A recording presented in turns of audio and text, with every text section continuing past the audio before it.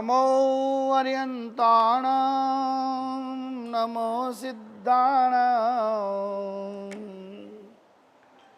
नमो आयर्याणां नमो वज्रायाणां नमो लोये सर्वसाहूणां ऐसो पंच नमोकारो सर्वपावपणासनो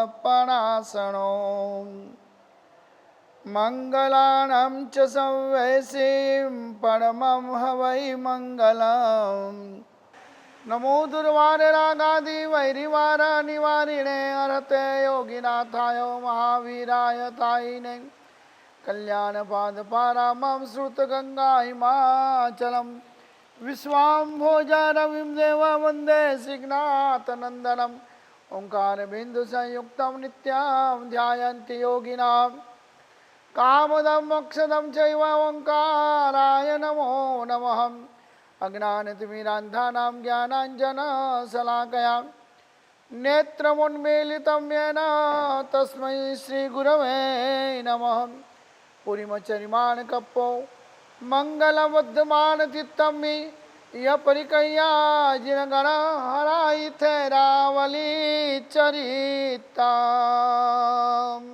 अब आज का है मंगल दिवस। परमाधिराज पर्युषण महापर्व के अंतर्गत 3 दिन तक अपन प्रथम दिवस सावक जीवन के 5 कर्तव्य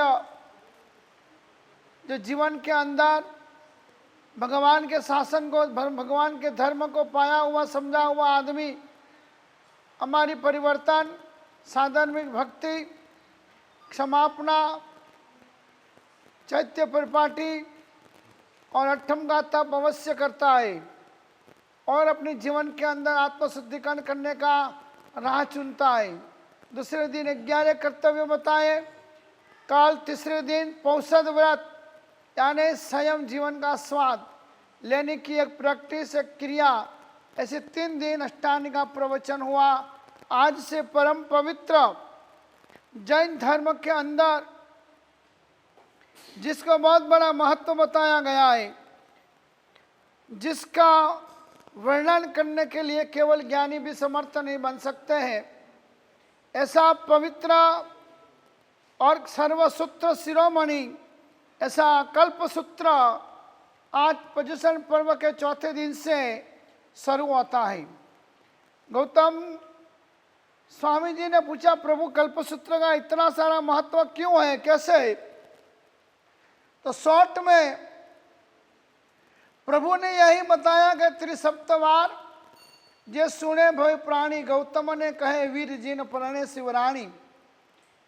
इसके अर्थ मालूम पड़े कि ना पड़े, ये मंत्र स्वरूप है, अमृत तुल्य है, ये मूल वाणी भगवान की जो अपन छेले दिन पूरा मूल प्राकृत में सुनते हैं, वो कल्पसूत्र अपन को ये 4 दिन रोज 2-2 प्रवचन के माध्यम से उसका पूरा अर्थ सुनाएंगे।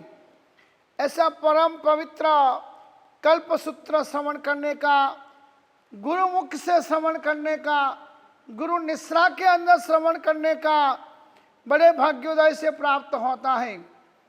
तो अभी अपन नाकोड़ा भैरव दर्शन धाम बम्बई के प्रांगण से ऑनलाइन सकल चतुर्वेद संघ के समक्ष, क्योंकि अपना चतुर्वेद संघ है, चतुर्वेद संघ के समक्ष परम पवित्र श्री कल्पसूत्र का वांचन चालू हो रहा है।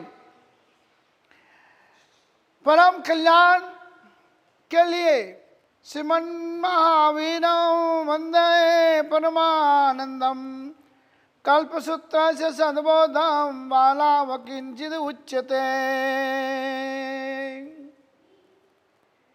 प्राकृत भाषा में रहा हुआ है कल्पसूत्र अपने जैसे बाल जीव, अज्ञान जीव सरल भाषा में समझ सके, इसलिए इसको प्राकृत में से संस्कृत भाषा में ट्रांसलेशन कर कर अपन को दिया है। संस्कृत में से मैं आपको हिंदी भाषा के अंदर ट्रांसलेशन करके आपको मैं यहाँ सुनाता जाऊंगा और आपको वो सुनना है। श्री कल्पसूत्र सभी शास्त्रों में शिरोमणि है, जिसके प्रति जैन धर्म के अंदर बच्चे बच्चे की श्रद्धा और भक्ति है। उस पर अनेक पूर्व पुरुषों ने अनेक प्रकार की रचनाएं, टीकाएं अलग अलग तरह से अपनी विद्वता पूर्ण भाषा में की है। मगर उपाध्याय विनय विजय जी महाराज ने एकदम सरल भाषा, सुबोधिका यानी सरल भाषा में छोटे बच्चे भी समझ सके और बाल जीव भी समझ सके, ऐसी हिंदी, ऐसी संस्कृत भाषा के अंदर उन्होंने इसका कल्पसूत्र का संस्कृत में विवेचन किया है। मंगलम भगवान वीरो मंगलम गौतम प्रभु मंगलम स्तुतिभद्राद्या जैन धर्मोस्तु मंगलम। परम कल्याण के करने वाले श्री जगदीश हरिहर प्रभु को प्रणाम करके मैं बाल बुद्धि वाले के उपकार के लिए सुंदर सुबोधिका नाम की कल्पसूत्र की टीका करता हूँ। इस कल्पसूत्र पर निपुण बुद्धि वाले यानी सुंदर बुद्धि वाले पुरुषों के लिए तो यद्यपि बहुत सी और टीकाएं हैं, मतलब और बहुत ग्रंथ है कल्पसूत्र के, किंतु अल्प बुद्धि वाले जो मनुष्य हैं उन्हें प्राप्त हो इस हेतु से यह टीका, मतलब इसका यह अनुवाद मेरे द्वारा करने में मैं प्रयत्न कर रहा हूँ। यद्यपि सूर्य की किरणें सब मनुष्य को वस्तु का बोध करने वाली होती है, तथापि भोरे में हुए मनुष्य को तो तत्काल दीपिका ही उपकार करती है। इस टीका में विशेष अर्थ नहीं किया, युक्तियाँ नहीं बतलाई है। यदि पांडित्य, पद्य पांडित्य भी इसमें दिखलाया नहीं है। इसमें सिर्फ केवल बालक यानी जिन्हें धर्म का बोध कम है, जो धर्म जल्दी समझ नहीं पाते, ऐसे कम बुद्धि वाले बाल जीवों, बाल अभ्यासियों को बोध करने वाले अर्थ की व्याख्या ही यहाँ पर की है। अल्प बुद्धि वाला मैं भी हूँ, क्योंकि मैं कोई बुद्धिशाली नहीं हूँ। यद्यपि मैं अल्प बुद्धि वाला होने पर भी यह टीका करने का मैं साहस कर रहा हूँ। क्यों? कि सत्पुरुषों का उपहास पात्र न बनूं। तो अभी सत्पुरुषों का यह उपदेश है कि सब मनुष्य को शुभ कार्यों के लिए यथाशक्ति अपनी शक्ति के अनुसार पुरुषार्थ करना ही चाहिए। पूर्व काल में नवकल्प विहार करने में कलम से प्राप्त हुए योग्य क्षेत्र में और आजकल परंपरा से गुरु की आज्ञा अनुसार गुरु ने आज्ञा जहाँ दी वो एक क्षेत्र में चातुर्मास के लिए रहे हुए साधु कल्याण के निमित्त आनंदपुर में सभा समक्ष माचे, बाद में संघ के समक्ष 5 दिन और न माचना उसे कल्पसूत्र को माचा जाता है। कल्पसूत्र से कल्प शब्द से साधुओं का आचार कहा जाता है। इस आचार के साधुओं के 10 भेद बताए गए। इसमें पहला भेद है अचलक, दूसरा उद्देशिक, तीसरा संयाता, चौथा राजपिंड, 5वां कृतिकर्म और 6ठा ज्येष्ठा, 8वां प्रतिक्रमण, 9वां मासकल्प और 10वां परिसना कल्प। ये 10 कल्प आचार यानी उनकी एक प्रणाली का साधुओं की 10 प्रकार की बताई गई है। सबसे पहले अचेलक्य बताया है।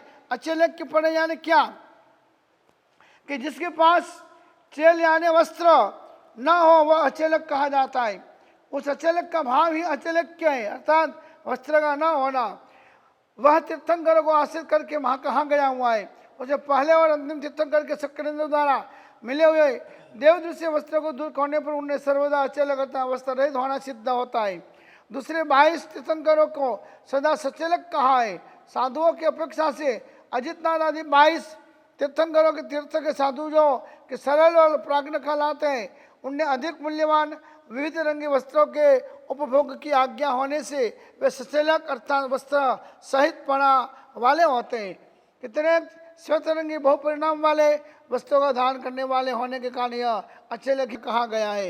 इस प्रकार उनके लिए यह कल्प अनियमित रूप से है।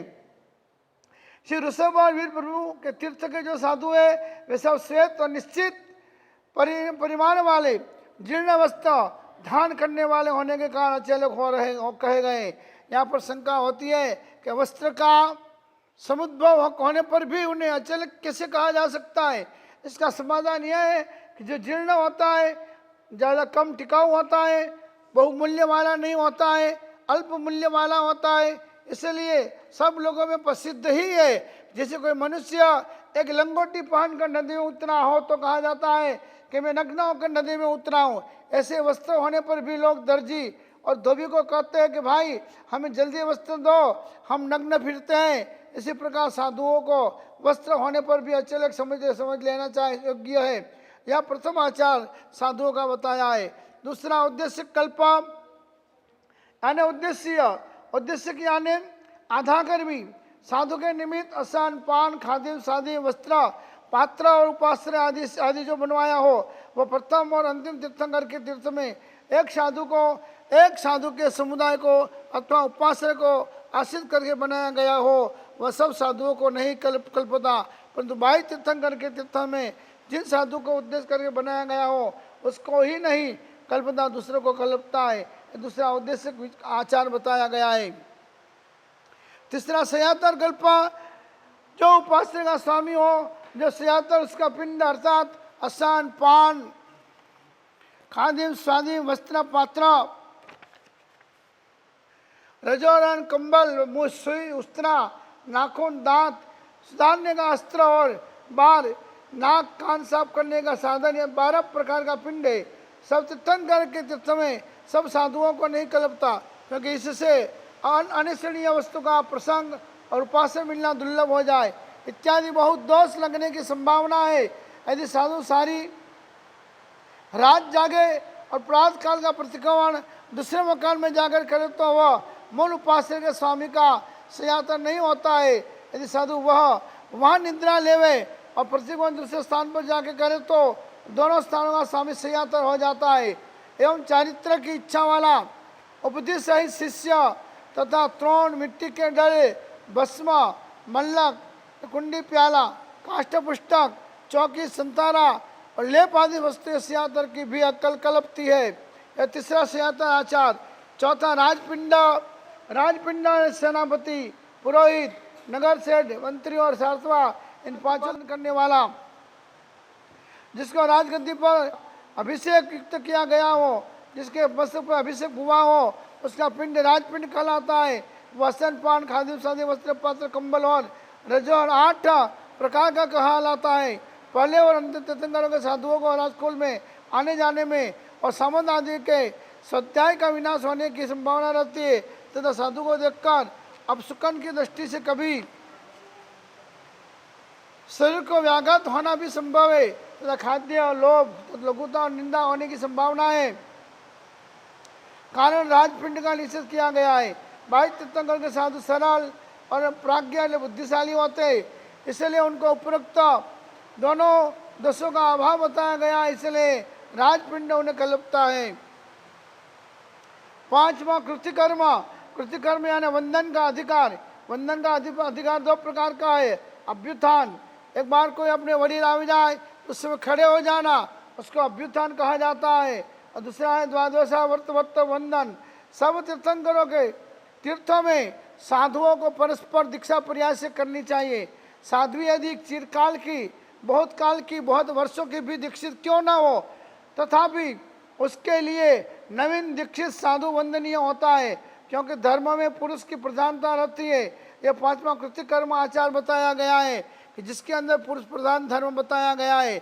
6ठा व्रतकल्प के अंदर उनमें से 22 तीर्थंकरों के साधुओं के 4 व्रत होते हैं, क्योंकि वे समझते हैं कि अपरिकृता स्त्री के साथ भोग होना असंभव है, इसलिए स्त्री भी परिग्रही है। अर्थात परिग्रह का परित्याग करने से स्त्री का भी परित्याग हो जाता है। पहले और अंतिम तीर्थंकरों के साधुओं को तो ऐसा ज्ञान नहीं होता है, इसी कारण उनके लिए 5 महाव्रत रखे गए। बाकी 22 तीर्थंकर भगवंतों के साधुओं के लिए 4 महाव्रत रखे गए। 7वां ज्येष्ठ कल्प। ज्येष्ठ यानी बड़े और छोटे का व्यवहार। ज्येष्ठ बड़े का कल्प यानी छोटे बड़े का व्यवहार। उसमें पहले और अंतिम तीर्थंकरों के साधु में उपस्थापना बड़ी दीक्षा से लेकर दीक्षा पर्याय गिना जाता है। और 22 तीर्थंकरों के साधुओं में नृत्य चारित्र होने से प्रथम दीक्षा के दिन से ही उनका दीक्षा पर्याय गिना जाता है। जब पिता और पुत्र, माता और पुत्री, राजा और मंत्री, सेठ और मुनिम आदि साथ में ही दीक्षा लेवे तो उन्हें गुरुत्व लघुत्व का वर्ताव कैसा करना चाहिए वो समझाते हैं। यदि पिता आदि गुरुजनों और पुत्रादि लघुजनों को जनों ने साथ ही 10वें कालिक सूत्र का चतुर्थ अध्ययन तक पठान और योग दोहन कर लिया हो तो उन्हें अनुक्रम से स्थापित करना उचित है। यदि उसमें कुछ थोड़ा अंतर हो तो भी पुत्र आदि को जो छोटे हैं उनको थोड़ा विलम्ब करके पितादि को और जो वडील है उनको बड़ा रखना योग्य होता है। ऐसा न किया जाए तो पिता आदि को छोटे होने के कारण पुत्रादि के ऊपर अप्रीति होने की संभावना रहती है। यदि पुत्र आदि बुद्धिमान हो और पितादि स्थूल बुद्धि वाले हो तो उन दोनों में अधिक अंतर हो तो उन्हें इस प्रकार समझाया जाना चाहिए कि हे महानुभाव, तुम्हारा पुत्र बुद्धिमान होते हुए भी दूसरे बहुत से साधुओं से छोटा बन जाएगा। यदि इसकी बड़ी दीक्षा जितनी ज़्यादा रोकेंगे उतने दूसरे साधु इससे बड़े होते जाएंगे तो आपका पुत्र बड़ा नहीं गिना जाएगा। यदि आप आज्ञा देते हो तो बड़ी दीक्षा कर देते तो पुत्र बड़ा गिना जाएगा, तो उसमें आपका ही गौरव है। इस प्रकार समझाने पर यदि वह पिता या माता समझ जाए और अनुज्ञा देवे कि हाँ भी हमारे पुत्र हमारी पुत्री को बड़े बना दो तो स्थापन कर देना चाहिए।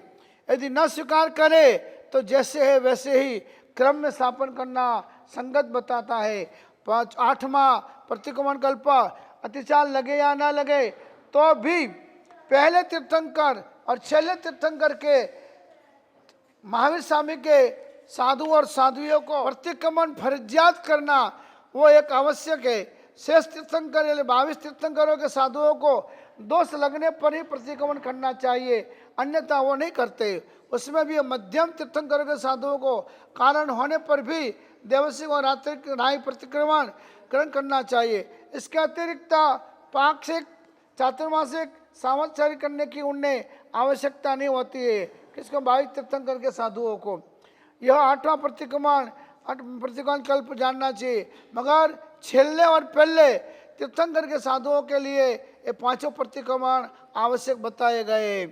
मास कल्प पहले और अंतिम तीर्थंकरों के मुनियों के लिए मास कल्प की मर्यादा नियम से रखी गई है।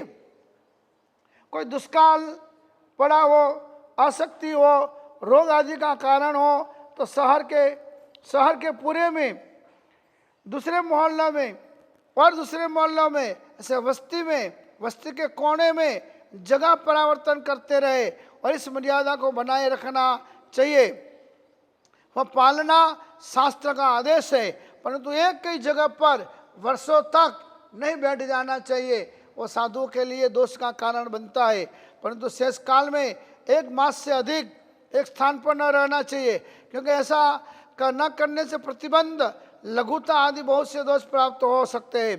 परंतु मध्यम तीर्थंकरों के मुनि सरल और प्राज्ञ होने के कारण उपरोक्त दोषों से वर्जित है, अतः उनके लिए मास कल्प की मर्यादा नियत नहीं है। वे मुनि एक स्थान पर पूर्व कोटि तक भी रह सकते हैं। कौन से मुनि? कि दोष लगने की संभावना होने पर 1 महीने के अंदर भी विहार कर सकते हैं और 9वां मास कल्प कहा जाता है। मध्यम तीर्थंकर के मुनि सरल और प्राज्ञ होने से उनको 1 कोटि वर्ष तक भी एक जगह पर रहने की आज्ञा है, क्योंकि वो बुद्धि और सरलता के हिसाब से दोष लग रहा है कि दोष नहीं लग रहा है उनको ख्याल आ जाता है। 10वां पर्युषण कल्प एक स्थान पर निवास तथा वार्षिक पर्व, ये दोनों का नाम पर्युषण है। शुक्ल पंचमी को और कारक सूर्य के बाद शुक्ल चतुर्थी को ही होता है। समस्ततया निवास रूप जो पर्युषण कल्प है वह 2 प्रकार का है, सालंब और निरालंबन। उसमें जो निरालंबन कारण के अभाव वाला पर्युषण कल्प है उसके जगन्य और उत्कृष्ट ऐसे 2 भेद है। उसमें जगन्य अर्थात कम से कम संवत्सरिक प्रतिक्रमण से लेकर कार्तिक चातुर्मास के प्रतिक्रमण तक 70 दिन के परिमाण वाला होता है। उत्कृष्ट पर्युषण कल्प 4 मास का माना जाता है। अभिप्राय यह है कि पहले जमाने में ऐसा रिवाज था कि जहाँ साधुओं को चातुर्मास करना होता था वहाँ सिर्फ 5 दिन ठहरते थे, और जब 5 दिन पूरे हो जाते थे तो फिर मकान मालिक से और 5 दिन की आज्ञा लेकर रहते। इस तरह से क्षेत्र की अनुकूलता देखकर अगर 50 दिन वहाँ पूरे हो जाते तो पिछले 70 दिन वहाँ पर ही रहकर चातुर्मास पूर्ण करते थे। परंतु आजकल यह प्रथा बंद हो गई है। आजकल तो 4 मास की ही आज्ञा लेकर चातुर्मास किया जाता है। यह तो दो प्रकार का निरालंबन परिसना कल्प स्थविर कल्पियों का है। जिन कल्पियों के लिए तो एक निरालंबन चतुर्मासिक कल्प ही है। जिस क्षेत्र में मास कल्प किया हो उसी क्षेत्र में चतुर्मास करने से और चतुर्मास करने के बाद मास कल्प करने से 6 मास का कल्प होता है। वह भी स्थविर कल्पियों के लिए ही उचित बताया गया है। यह परिसना कल्प प्रथम और अंतिम तीर्थंकरों के तीर्थ में नियत और शेष बाह्य तीर्थंकरों के तीर्थ में अनियत है, क्योंकि उनके साधु को दोष के न होने पर एक ही स्थान में देश उड़ा कुछ कम पूर्व कोटि तक रहते हुए, और यदि दोष मालूम में दो तो 1 मास भी नहीं रहते। इस प्रकार महाविद्य क्षेत्र में भी 22 तीर्थंकरों के साधुओं के जैसी ही वहाँ के तीर्थंकरों के साधुओं की कल्प व्यवस्था जान लेनी चाहिए। इस तरह ये 10वां परिसना कल्प समझना। उपरोक्त 10 कल्प श्री ऋषभदेव भगवान और श्री माही प्रभु के तीर्थ में नियत है यानी निश्चित है, और 22 तीर्थंकरों के तीर्थ में अचालक उद्देश्य प्रतिक्रमण राजपिंड मास कल्प और परिसना ये 6 कल्प अनियत है। 4 सयातर कृतिकर्म व्रत और ज्येष्ठ कल्प नियत है 22 तीर्थंकरों के काल में। यहाँ पर यदि कोई शंका करके सबके लिए एक समान साध्य मोक्ष मार्ग में पहले अंतिम और 22 तीर्थंकरों के साधुओं के आचरण में भेद क्यों? इसके समाधान में कहते हैं कि जीव विशेष ही कारण है। ऋषभदेव प्रभु के तीर्थ के जीव सरल स्वभाव वाले और जड़ बुद्धि वाले होते हैं, अतः उनमें धर्म का बोध होना बड़ा दुर्लभ है, क्योंकि उनमें जड़त्व ज़्यादा होता है। शिवीर भगवान के तीर्थ के जीव वक्र और जड़ होते हैं, इसलिए उनके लिए धर्म का पालन दुष्कर माना गया है। श्री अजितनाथ आदि 22 तीर्थंकरों के साधुओं को धर्म का बोध पालन या दोनों ही सुकर है, और वो बुद्धिशाली सरल स्वभावी प्राज्ञ होते हैं। इसी कारण उनके आचार में भेद पाना गया है। यहाँ पर उनके दृष्टांत बताते हैं। प्रथम तीर्थंकर के कुछ साधु शौच आदि क्रिया से निवृत्त होकर उनके गुरु के पास आए। गुरु ने पूछा इतनी देर क्यों लगी? तो बोले मार्ग में नट नाच रहा था, तो नट को देखने के लिए हम रुक गए। गुरुदेव ने कहा महानुभाव, नट का नाच देखना साधु को कल्पता नहीं है। साधुओं से सादर गुरु का वचन अंगीकार कर लिया कि सरल थे, इसलिए उन्हें तुरंत स्वीकार कर लिया कि हाँ हम नट का नाच देखने रह गए। गुरु ने कहा है देखना नहीं चाहिए, उन्होंने तुरंत स्वीकार कर लिया। अब दोबारा वे साधु मार गए पूर्ववत, थोड़े लेट आए। लेट आने पर गुरुदेव ने पूछा आज क्यों इतनी देर लगाई? तो उन्होंने बोला कि गुरुदेव आज नटड़ी नाच रही थी। पहले कौन नट नाच रहा था, आज नटड़ियों का नाच चालू था, इसलिए हम लोग देखने के लिए रुक गए। तो गुरुदेव ने कहा नट का नाच भी अपन को मोह पैदा करने वाला होता है, तो नटड़ी का नाच तो स्वयं ही बहुत ही मोहित करने वाला होता है, तो इसका भी अपन साधुपना में निषेध है, क्योंकि यह अधिक राग का कारण बनता है। दोनों ने वो सभी ऋषभदेव भगवान के साधुओं ने हाथ जोड़कर बोला महाराज हमें यह मालूम नहीं था, अब से आप आगे ऐसा नहीं करेंगे। वो सरल थे इसलिए उन्होंने स्वीकार कर लिया, जड़ थे इसलिए उन्हें सोच इतनी नहीं आई कि गुरु ने नट को देखने का नाम बोला तो नटड़ी को नहीं देखना, यह इतनी उनकी बुद्धि लंबी चली नहीं। अपन भगवान महावीर के साधु है, अभी भगवान महावीर का शासन चल रहा है। यहाँ पर तीर्थंकर प्रथम तीर्थंकर की अभी बात चलाते, जड़ बुद्धि के होने से निषेध ऐसा नहीं समझ पाए, सर्वथा सत्य उत्तर दे दिया। सरल थे इसलिए उत्तर उन्होंने क्या दे दिया, एकदम सत्य दे दिया, बिल्कुल उसमें मर्ची मिठी कुछ भी उन्होंने लगाई नहीं, झूठ कपट किया नहीं। इसी प्रकार का एक दूसरा भी दृष्टांत है। कोंकण देश पहले से प्रसिद्ध देश है, जहाँ सिपाल और महीना वगैरह हुए हैं, थाना वगैरह तीर्थ है और अन्य कई तीर्थ है, रोहा वगैरह अच्छे गांव है वहाँ पर। ऐसा कोंकण देश के किसी एक वणिक ने, एक व्यापारी ने वृद्धावस्था में दीक्षा लिए स्वीकार कर ली। अब दीक्षा स्वीकार करने के बाद वो मुनि एक दिन इरियावई का कौशक कर रहे थे। इरियावई का जब कौशक कर रहे थे तब उनको बहुत डर लगी कौशक के अंदर। तब तब गुरु महाराज ने पूछा कि भाई इतना लंबा कौन सा कौशक किया और इतने बड़ा कौशक में तुमने क्या चिंतन किया, यह तो बताओ। तब वो कोकण का जो दीक्षित साधु था, वृद्ध उम्र में दीक्षा ली थी, वो बोला कि गुरुदेव मैंने जीवदया का चिंतन किया है। गुरु ने पूछा कौन सी जीवदया सोची, कौन सी जीवदया का चिंतन किया। तब वो बोला भगवान पहले मैं गृहस्थ अवस्था में था, मैं संसारी था, घर बार वाला था, खेतीबाड़ी थी मेरे पास, उस मैंने खेतीबाड़ी में वृक्ष लगाए थे, कई अलग अलग प्रकार की झाड़ियाँ लगाई थी, कई अलग अलग प्रकार के हमने सब्जियाँ लगाई थी, और करेला का भी एक खेत बनाया था बनाया था ने हाँ, सारे अलग अलग प्रकार के बहुत मैंने लगाए थे। अब मैंने तो दीक्षा ले ली है, वहाँ पर धान धान्य करेले वगैरह बहुत पैदा होते थे।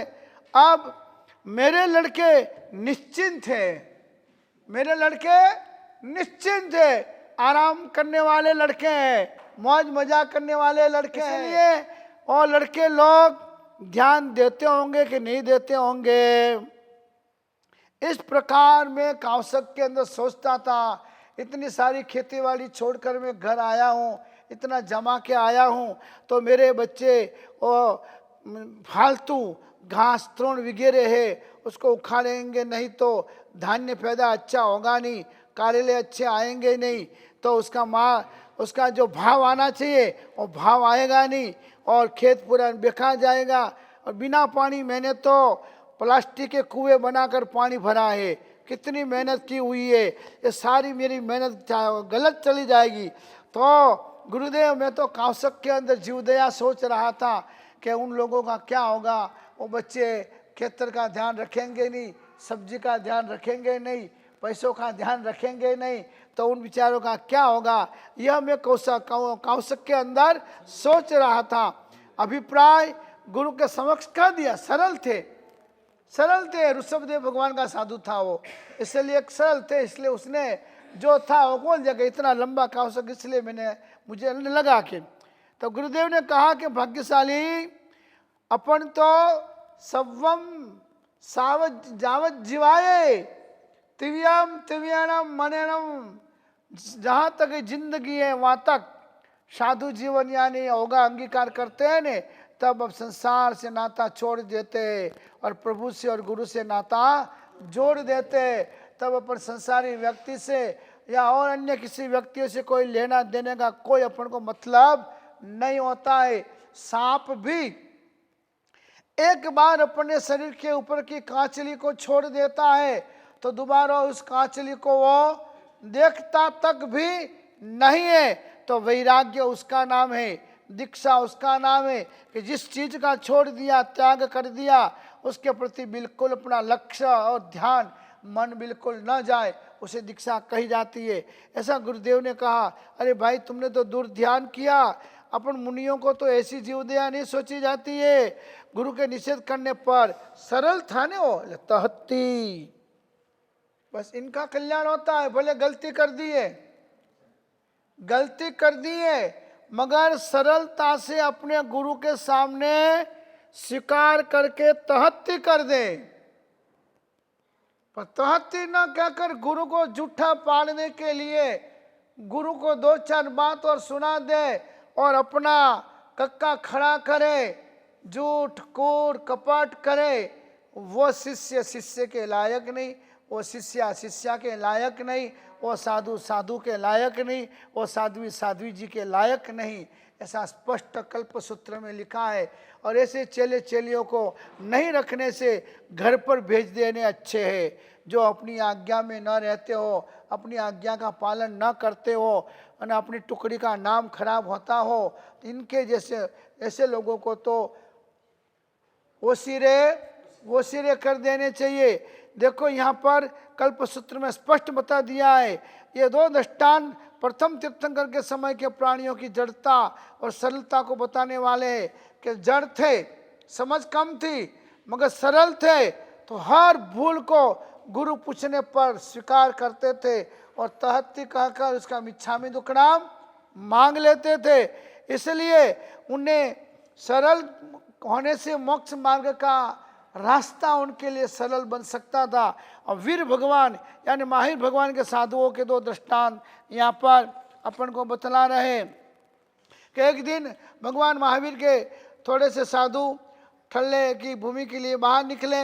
जब रिटर्न आ रहे थे, रास्ते में नट का खेल चल रहा था और देर लग गई, खड़े रह गए, नट का खेल देखने लगे। मालूम होने पर गुरु ने पूछा कि भाई रोज तो इतना समय लगता है, आज इतना ज्यादा समय क्यों लगा तुमको, देर क्यों लगी? तो कि दूर गए थे इसलिए टाइम लग गया। मगर गुरु भी वो महावीर स्वामी के वो परंपरा के है ने।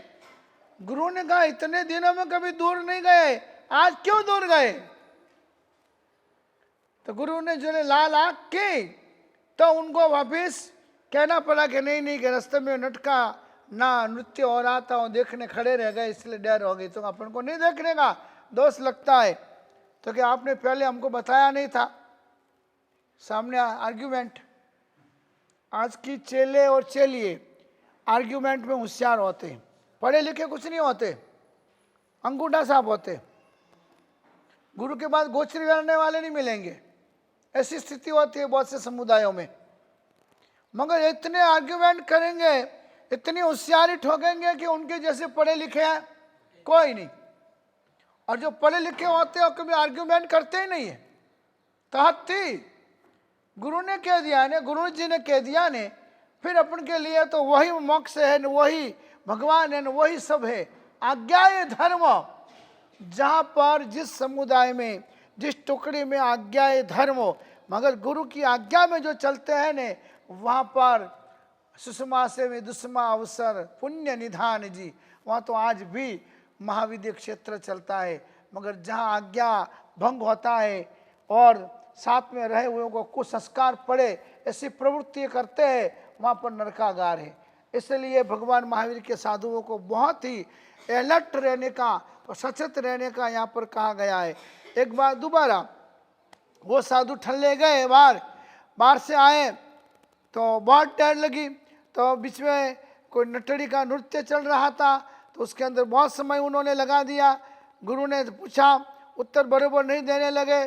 तब गुरु ने तर्जना की, गर्जना की। तर्जना એટલે समझ गए ने? हाँ, तर्जना એટલે हाथ उठाया गुरु ने। जब हाथ उठाया ने तर्जना की, तब उन्होंने यथार्थ बात बताना चालू किया, धमकाया। तब उन्होंने कहा कि हम लोग का नटड़ी का नाच देखने के लिए खड़े रहे थे। अरे भाई, तुमको नट का नाच देखने की मनाही की थी, तो नटड़ी का नाच कैसे देखा जाता है? पुरुष से भी ज़्यादा मोह का कारण कौन है? स्त्री है। तो स्त्री का नृत्य क्यों देखने खड़े रहे? गुरुजी, आपका दोष है, हमारा दोष नहीं है।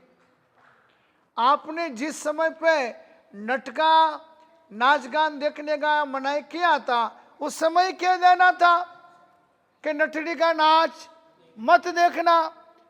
वैसे साधु जी को समझना है, ऐसा सामने उन्होंने उत्तर दिया। मगर गुरु बड़ा मजबूत होते हैं ने, तो ही कंट्रोल कर पाते हैं। बाकी तूफानी घोड़ों को, तूफानी बैलों को पकड़ में रखना बहुत बड़ी ही मुसीबत है। एक पड़ता काल है, एक कलयुग का समय है। आजकल आप लोगों के बच्चों के पास मौज शौक के इतने साधन बढ़े हुए हैं, दुनियादारी इतनी आगे बढ़ रही है। उसके बीच में हमारे साधु साध्वी को बचाना हमारा बहुत बड़ा पुरुषार्थ होता है।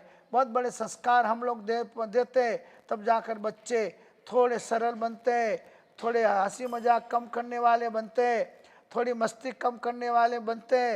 नहीं तो बच्चे लोग पूरी धर्मशाला को भी ऊपर ले लेते हैं। इसलिए आजकल बड़े प्रेम से ही बच्चों को ज्ञान दिया जाता है, लाड भी करने पड़ते हैं, क्योंकि है तो एक खानदान, सोने की खान है।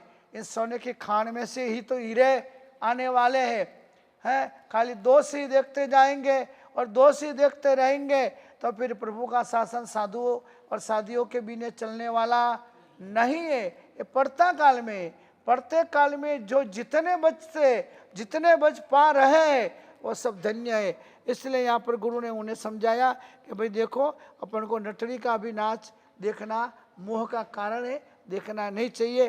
अब तो दूसरा दृष्टांत बताते, एक व्यापारी अपने पुत्र को हमेशा शिक्षा देता था। एक बाप था, वो अपने बेटों को रोज समझावे, रोज शिक्षा देवे, रोज कहे कि बेटा देखो, पिताजी के सामने नहीं बोलना चाहिए, माता के सामने नहीं बोलना चाहिए, वडीलों के सामने नहीं बोलना चाहिए, बड़े पप्पा के सामने नहीं बोलना चाहिए, नानी माँ के सामने नहीं बोलना चाहिए, बड़ी जीजी हो तो उसके सामने भी नहीं बोलना चाहिए। पिता डेली उस बेटा को रोज शिक्षा दे देते, पर बेटा सारी चीज़ों को क्या क्या तो करता, उल्टा ही लेता। ये क्या पूरे दिन पप्पा ये नहीं करना, वो नहीं करना, वो नहीं करना, ऐसा नहीं करना, वैसा नहीं करना। अब एक दिन हुआ ऐसा, सिणद्री जैसा गांव था, अभी सूरत की बात तो कर नहीं कर सकता हूँ क्योंकि कोई 5वें माले, कोई 6ठे माले, इनको 10वें माले रहे, तो वहाँ तो बाप सीढ़ी लगा के कैसे ऊपर चढ़ेगा। तो छोटे से गांव में रहते थे। तब एक दिन पप्पा को बाहर जाने का हुआ, तो बाहर जाने के पहले बाप बेटे को घर में रखा और बोला आराम से रहना, शांति से रहना, हो किसी के सामने बोलना मत के। और इसे शिक्षा देकर पिताजी तो कुछ काम, पिताजी दोनों बाहर निकल गए। अब वो लड़का विचार करता है कि आज तो पिताजी को शिक्षा दो के, आज के बेटे तो कोई पुण्यशाली परिवार हो कि जिसके घर में अच्छी साविका मली हो, बाकी तो जोड़ा मिलना बहुत मुश्किल है। एक उत्तर में चलेगा, एक पश्चिम में चलेगा। एक को तीर्थ यात्रा करनी होगी तो जिसको चौपाटी के ऊपर घूमने जाना होगा, एक को नाकोड़ा धाम प्रदूषण करने आना होगा, तो घर वाले को और कोई जगह पर जाने का मन हुआ होता होगा। महान पुण्य का उदय होता है, उन्हें ऐसा परिवार मिलता है जो कल्याण के काम उनको रुचते, शुभ काम उनको अच्छे लगते। बाकी तो बहुत सारे परिवारों के अंदर आजकल इस देश के अंदर घर घर राम नहीं है, लेकिन रामायण है। हर घरों में रामायण चलती है। तो बहुत समझाने पर गया तो बेटा क्या सोचता है, आज तो पिताजी को शिक्षा दो के, यह सोचकर मकान को भीतर से साकड़ लगा दी, बंद कर दिया, और घर के अंदर वो बेटा ऐसी जगह छुपा गया, चुपचाप बैठ गया। पिताजी घर से बाहर आए, बहुत घंटियां मारी, बिल्कुल आवाज नहीं, बहुत खटखटाया, मगर बिल्कुल आवाज अंदर से नहीं आया। साकड़ खोल, दरवाजा खोल, ओ कर, बहुत किया मगर बिल्कुल आवाज नहीं। पिता पिता माता पिता को तो मोह होता है, क्या हो गया होगा, बच्चा मर गया, बच्चा नहीं होगा, कहीं भग गया होगा। इतना मोह संसार के अंदर है कि बच्चा मेरा, बच्चा मेरा, बच्चा मेरा, मगर बच्चा तुम्हारा नहीं है। तेरा है सो तेरी पासे अवर सब अनेरा। वही बच्चे बड़े होकर आजकल के युवाओं की यही कसूर है, जो कहे बीबी वही उन्हें मंजूर है। फिर माँ बाप कितने भी रोते रहे या कितने भी आंसू गिराए, मगर बड़े होने के बाद यदि संस्कार नहीं दिए होंगे ने तो माँ बाप कहे वो मंजूर नहीं होगा, मगर जो कहे बीबी वही उन्हें मंजूर होगा। अभी इतना तूफानी बच्चा कि अभी छोटी उम्र से माँ बाप को जवाब नहीं दे रहा है, छुप के बैठ गया है घर के अंदर। बाप ने आवाज लगाई, घंटी लगाई, कितना चिल्लाया तो भी घर नहीं खोला, तो बाप को जरा तकलीफ, एकदम टेंशन आ गया है। वो सीढ़ी लाए, इसी से सीढ़ी लाए और ऊपर चल के दीवार कूदकर अंदर गए। अंदर जाकर उन्होंने दरवाजा खोला, तब लड़का खूने में छुपा हुआ था, भाग कर आया और जोर जोर से हंसने लगा, खिलखिलाकर हंसने लगा।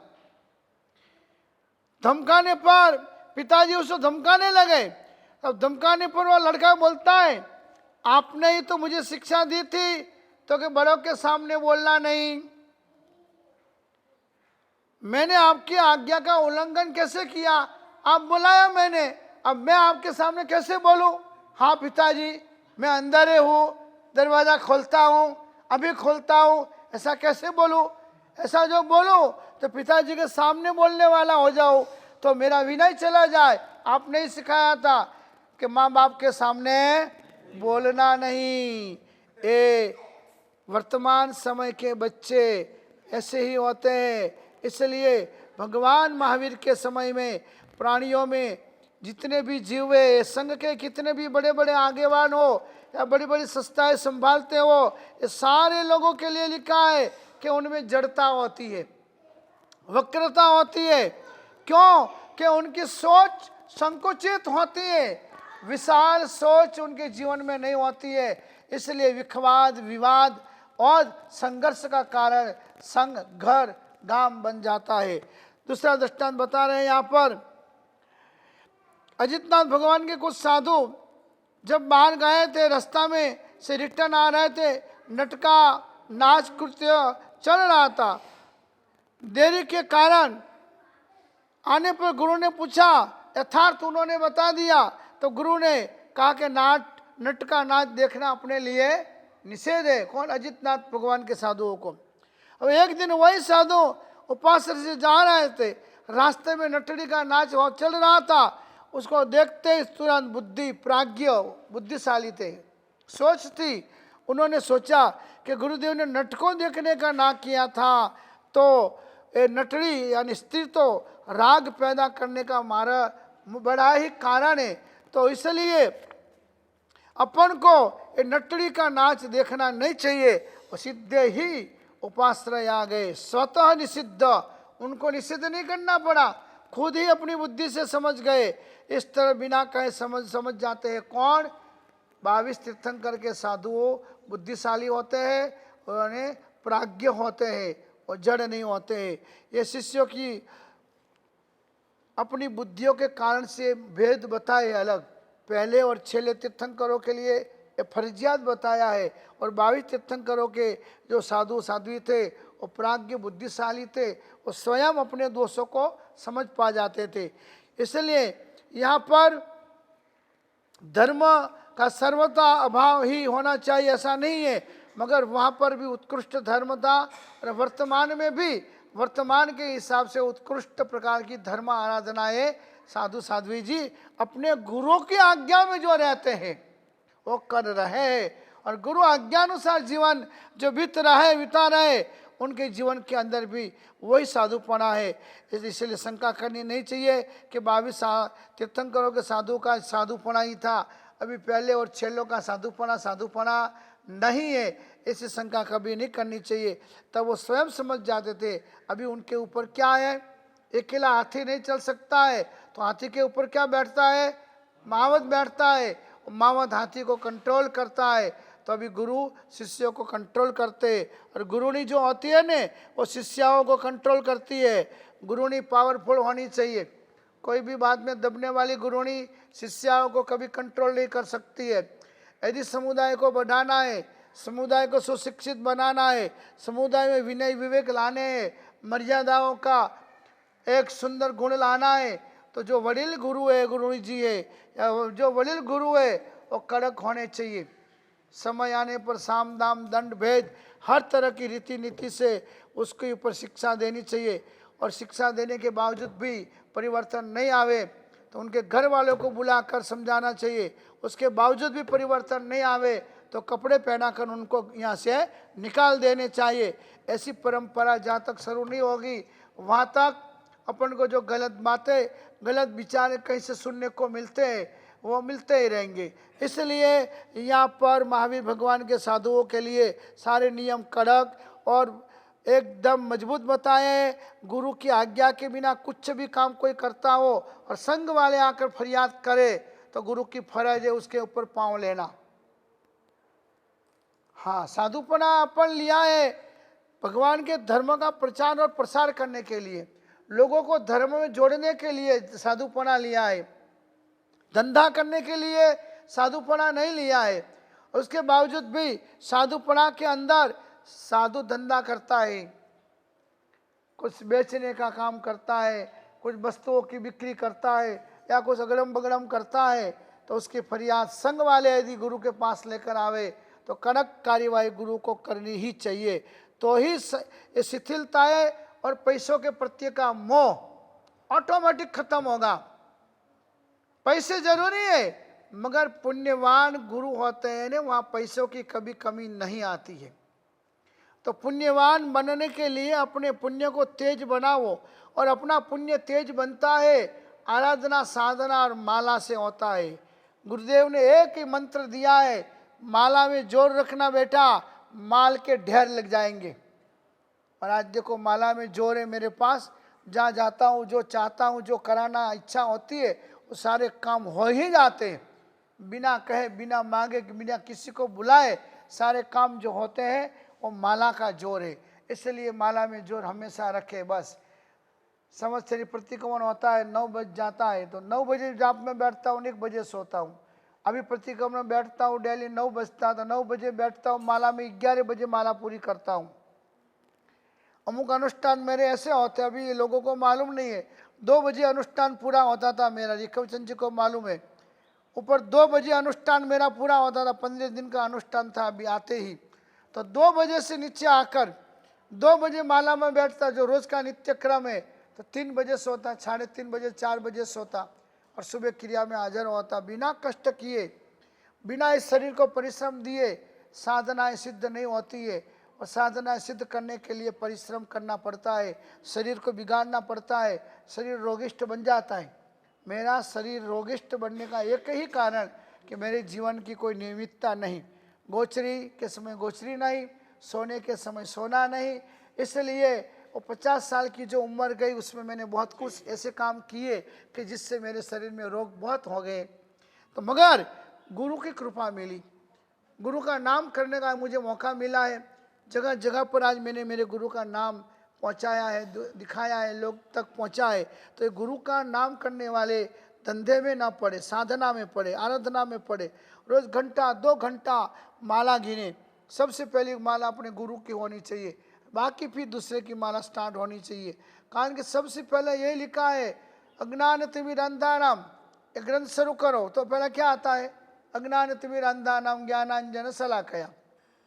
कोई नया ग्रंथ शुरू करोगे तो सबसे पहले क्या आएगा, शारदा वंदना, और बाद में गुरु वंदना आएगी, फिर ग्रंथ शुरू होगा। तो बस जिसके ऊपर गुरु की कृपा है, गुरु भले भोले हो, गुरु भले चंड रुद्र आचार्य जैसे गुस्से वाले हो, गुरु भले महातपस्वी हो, मगर गुरु गुरु है।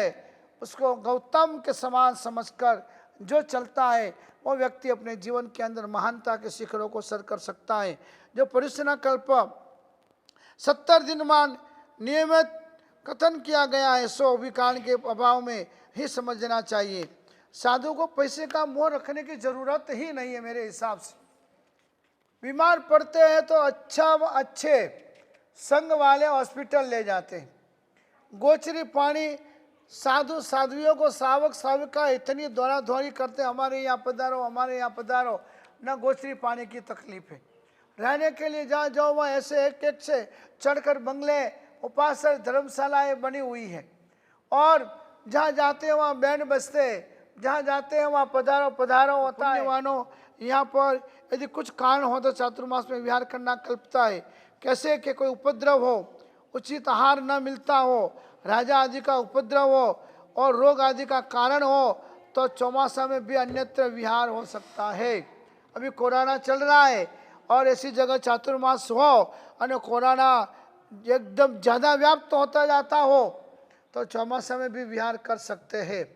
और इसलिए जगवल्लभ श्री महाराज ने कोरोना के हिसाब से यहाँ उनका इलाज नहीं हो पाया, इसलिए वो नासिक हॉस्पिटल में भर्ती हुए हैं। मगर ऐसे विहार कर क्यों नहीं गए, और रोग कोरोना उनको आया इसलिए वो गए हैं।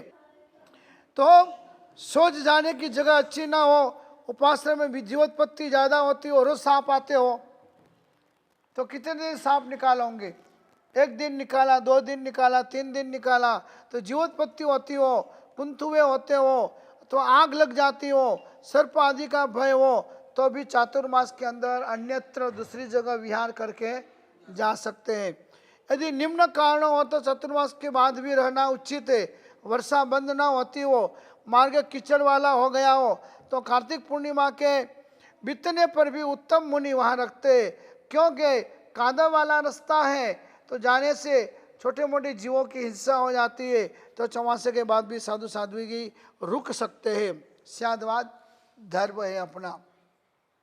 जैन धर्म को एकांत धर्म नहीं, ऐसा ही करना, ऐसा नहीं है। काले कालम समायरे, जैसा काल हो उस तरह से आप उसका निर्णय गुरु की आज्ञा से लेते रहो। क्षेत्र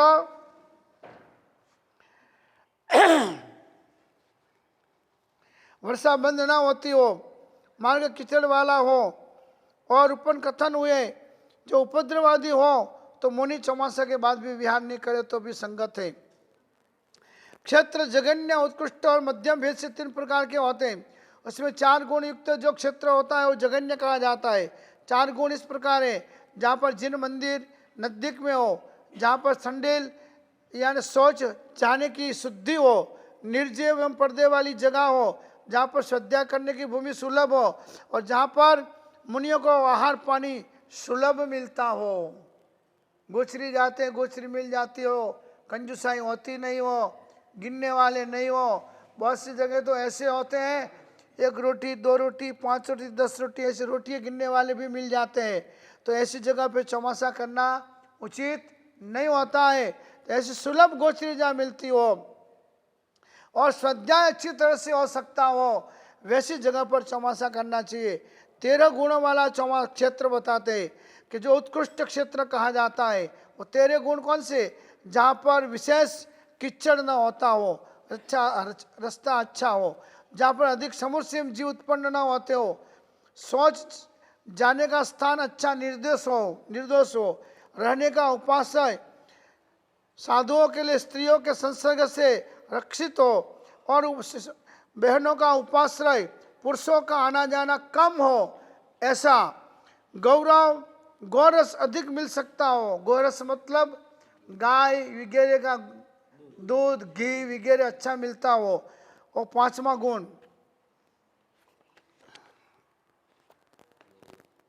लोक समूह विशाल हो, आने जाने वाले लोगों की संख्या खूब हो और सब भद्रिक हो, वैद्य अच्छा हो, भद्रिक हो, डॉक्टर वगैरह की व्यवस्था बरोबर हो, औषधि सुलभ हो, दवाई वगैरह जो शरीर के लिए चाहिए, शरीर है तो दवाई तो चाहिएगी, वो सुलभ मिल जाती हो।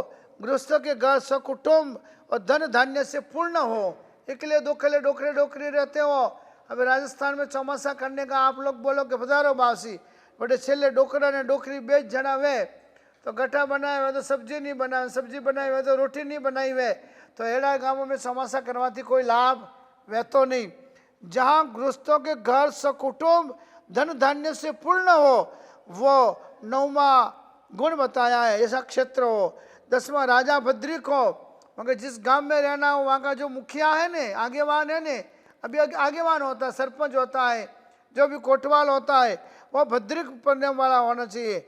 11वें ब्राह्मण आदि जो अन्य कौम वाले हैं और मुनियों का अपमान न करते हो, साधुओं का बिल्कुल अपमान न करते हो, ऐसी जगह होनी चाहिए। 12वां भिक्षा सुलभ मिल जाती हो। अभी तो शाम के समय मुंबई में गोचरी लेने जाए तो 80 घरों में तो शाम की गोचरी मिलना ही मुश्किल है।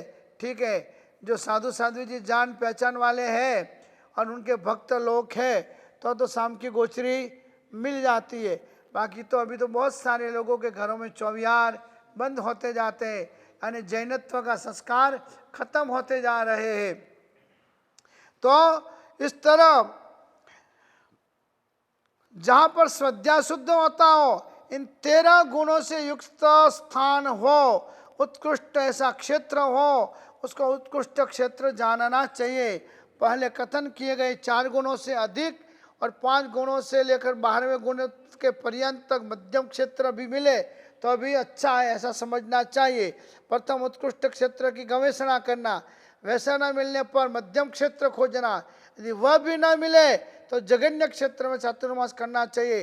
परंतु वर्तमान में ये क्षेत्र बेत्र न देखते हुए वर्तमान काल में तो गुरु महाराज ने जहाँ आज्ञा की हो उस क्षेत्र में ही मुनियों को साधुओं को चातुर्मास करना चाहिए। वर्तमान में ये परंपरा चलती है कि जहाँ गुरु भेजते हैं वहाँ शिष्य चातुर्मास करने के लिए जाते हैं। 10 प्रकार के कल्प पर वैद्य की कथा बताते हैं। ऊपर बतलाए हुए 10 प्रकार का कल्प यदि दोष के अभाव में किया हो तो तीसरे वैद्य की औषधि के समान गुणकारी होता है। किसी एक राजा ने अपने पुत्र को भविष्य में रोग ना हो और चिकित्सा अच्छी तरह से हो, इसलिए उन्होंने अलग अलग जगह से अलग अलग 3-4 वैद्य बुलाए। उन वैद्यों को बोला कि भाई तुम लोग किसी कोई दवाई खोजो कि मेरे बेटा को मैं दवा दूँ और वो बेटा कुछ भी बीमारी उसको नहीं आनी चाहिए, दोष प्रकट ना करे। और जब ऐसा बोला तब किसी एक राजा ने प्रथम वैद्य को बुलाया। प्रथम वैद्य आया, बोलता है रोग हो तो उसका नाश करती है और रोग ना हो तो रोग नया पैदा करती है, ऐसी दवाई मेरे पास है के। तो राजा ने कहा कि सोते हुए सांप को जगाने जैसी तेरी दवा से मेरे कोई मतलब नहीं, उसको छुट्टी दी। दूसरे वैद्य को बुलाया, उसने आकर कहा कि रोग होगा तो रोग नष्ट कर देती है, मेरे पास ऐसी दवा है, मगर रोग ना हो तो ना गुण करती है और ना कोई अवगुण करती है, ऐसी दवा मैंने खोजी है। राजा ने कहा कि राखोड़ी में डालने जैसी तेरी दवा से कोई मतलब नहीं है। तीसरे वैद्य को बुलाया राजा ने। तीसरे वैद्य ने आकर कहा कि मेरे पास ऐसी औषधि है कि शरीर में रोग हो तो उसे नष्ट कर देती है, रोग ना हो तो बाल, वीर्य, सौंदर्य, शरीर की तुष्टि पुष्टि करता है और दीर्घ आयुष्य बढ़ाता है, ऐसी औषधि मैंने बनाई है बड़ी मेहनत से। तो राजा खुश हो गया कि बस यही औषधि अच्छी है। बस वैसे ही यह कल्प भी दोष हो तो उसका नाश करता है, दोष ना हो तो धर्म का पोषण करता है। और इसलिए प्राप्त हुए पर्युषणा पर्व में मंगल के निमित्त 5 दिन 9 वाचनाओं के द्वारा कल्पसूत्र वाचा जाता है। मगर हम लोग साधु साध्वियों को शासन की प्रभावना बढ़े, लोग ज़्यादा से ज़्यादा धर्म में जुड़े, इस तरह का कल्प और इस तरह का व्यवहार और उस तरह की हमारी आचरणा जीवन में होनी चाहिए। पर्युषण पर्व और कल्पसूत्र की महिमा बताते हैं। जैसे देवों में इंद्र, तारा में चंद्र, न्याय में प्रवीण, पुरुषों में राजा राम राजा, रूपवती स्त्रियों में रंभा, बाजों में भंभा, बाजाओं में, हाथियों में ऐरावत, साहसिकों में रावण, बुद्धिमानों में अभय कुमार, तीर्थों में शत्रुंजय, गुणवानों में धनुषधारी अर्जुन, मंत्रों में नौका, वृक्षों में आम्र उत्तम है, वैसे ही सर्व शास्त्र में यह कल्पसूत्र सिरमौर माना जाता है। जैसे मंत्र में परमेष्टि महामंत्र का महिमा गिना नहीं जा सकता है, तीर्थों में शत्रुंजय की महिमा गिनी नहीं जा सकती है, वैसे ही साक्षात कल्पसूत्र कल्प वृक्ष समान है। पश्चानुपुरुष से कथन किया होने के कारण वीर चरित्र इसका बीज रूप है, पार्श्वनाथ भगवान का चरित्र अंकुर रूप है, नेमनाथ भगवान का चरित्र स्कंद रूप है, और ऋषभदेव भगवान का चरित्र शाखा रूप है, और स्थैरावली रूप उसके पुष्प है, और समाचारी रूप जो बातें बताई जाएगी और सुगंध है, और मोक्ष प्राप्ति का यह सूत्र कल्प वृक्ष का फल देने वाला बनता है। इसके वाचने करने वाले को सहाय करने से, इसके सर्वाक्षर एक एक अक्षर श्रवण करने से विधि पूर्वक आराधन किया हुआ है कल्पसूत्र 8 भोग के अंदर मोक्ष सुख को देने वाला बनता है। जो मनुष्य जिन शासन की पूजा और प्रभावना में तत्पर होकर एकाग्र चित्त होकर कल्पसूत्र को 21 बार सुनता है, तो 21 बार सुनता है, हे गौतम, वही संसार सागर से तर जाता है। इस प्रकार कल्पसूत्र की महिमा सुनकर कष्ट और धन व्यय करने से साध्य होता है। ये सब मुफ्त में कुछ नहीं होता है, कल्पसूत्र लाना पड़ता है, ठाट माट से लाना पड़ता है, ज्ञान पूजा होती है, साधर्मिकों की ये भक्ति की जाती है, साधर्मिकों को बुलाया जाता है, सबके लिए भोजन की व्यवस्था होती है, मान सम्मान से उनको उतारा जाता है। ये सारे साध्य तप पूजा प्रभावना धर्म कृत्य यदि इन सारे कामों के अंदर आलस्य नहीं करना चाहिए, क्योंकि उपरोक्त तपस्यादि सर्व सामग्री सहित ये सभी सामग्री के साथ यदि कल्पसूत्र श्रवण करते हैं धूमधाम से, तो ही इसका महिमा मजा आता है। बाकी तो लव मैरिज कर लो, कोर्ट में जाकर किसी को मालूम नहीं पड़ता है, और ऊपर से माँ बाप को मालूम पड़े तो कोर्ट केस होता है, पुलिस आती है, डंडे पड़ते हैं। बस वैसे कर्म राजा भी देखता है कि तुम्हारे पास तन है, मन है, धन है, सानुकूलता है, सामग्री है, संपत्ति है, सत्ता है, तो भी आप 1 रुपया का भी पर्व के दिनों के अंदर अपनी शक्ति के अनुसार उपयोग न करो और खाली नमस्कार करो और खाली अनुमोदना करो लुक्खे लुक्खी, तो उससे कोई पर्वाधिराज पर्युषण पर्व की आराधना संपूर्ण नहीं होती है। भोजन करने बैठते हैं मगर इसमें नमक नहीं डाला हो, भोजन का स्वाद नहीं आता है। बस वैसे ही धर्म आराधना में स्वाद तब आता है कि अपनी शक्ति के अनुसार जीव दया में है, साधु साध्वी वयावच में है, भगवान परमात्मा के मंदिर के निर्माण में है, और भी जो भी जिन शासन के 7 क्षेत्र बताए गए उन क्षेत्रों के अंदर अपनी शक्ति के अनुसार इन 8 दिनों के अंदर अवश्य लावा लेने से ही आलस्य जाती है। उपरोक्त तपस्यादि सर्व सामग्री सहित कल्पसूत्रों को सुनना वांछित फल को देने वाला बनता है, जिससे बोया हुआ बीज वृष्टि वायु आदि की सामग्री मिलने पर ही फल देने में समर्थ बनता है। वैसे ही कल्पसूत्र भी देव गुरु और धर्म की पूजा प्रभावना और साधर्म की भक्ति आदि सर्व सामग्री के साथ सुनने से यथार्थ फल देने वाला बनता है। अन्यथा जिनेश्वरों में श्रेष्ठ श्री वर्धमान स्वामी को किया हुआ एक भी नमस्कार पुरुष या स्त्री को इस संसार सागर से पार उतार देता है। ऐसा वचन सुनकर प्रयास से साध्य इस कल्पसूत्र को आलस को छोड़कर श्रवण करे।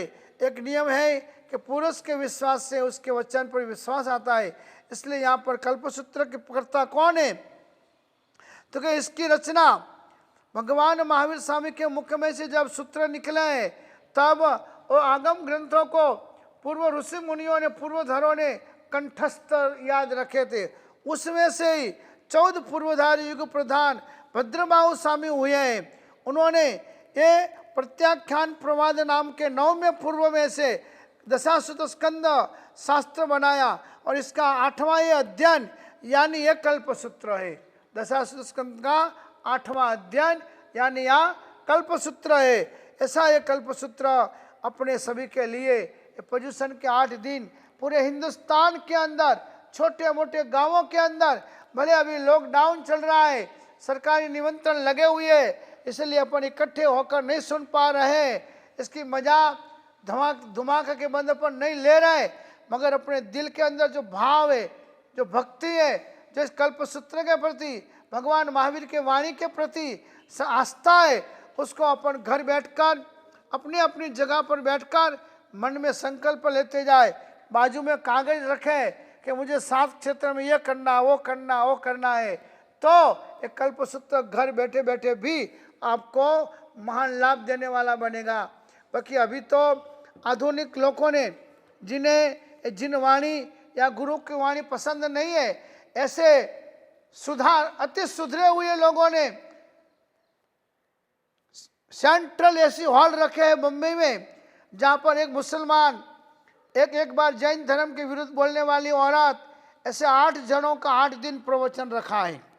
सोशल ग्रुप करके कोई ग्रुप है, उस ग्रुप ने पर्युषण के 8 दिन प्रवचन माला रखी है। उन 8 दिन एक जैन पंडित है सिर्फ, बाकी दूसरे अन्य धर्म के पंडितों को जो जैन धर्म के विरुद्ध बोली हुई औरत है। और जब बहुत बड़ा धमाका हुआ तब माफ़ी मांगने का, तब बोली कि मुझे माफ़ी मांगने से कोई फर्क नहीं पड़ता है, जैन लोग धमाल करते हैं तो ठीक है माफ़ी मांगती हूँ के। उसको भी वक्ता तरीके एक दिन बुलाया है, जिसको जैन धर्म के प्रति आस्था श्रद्धा नहीं है।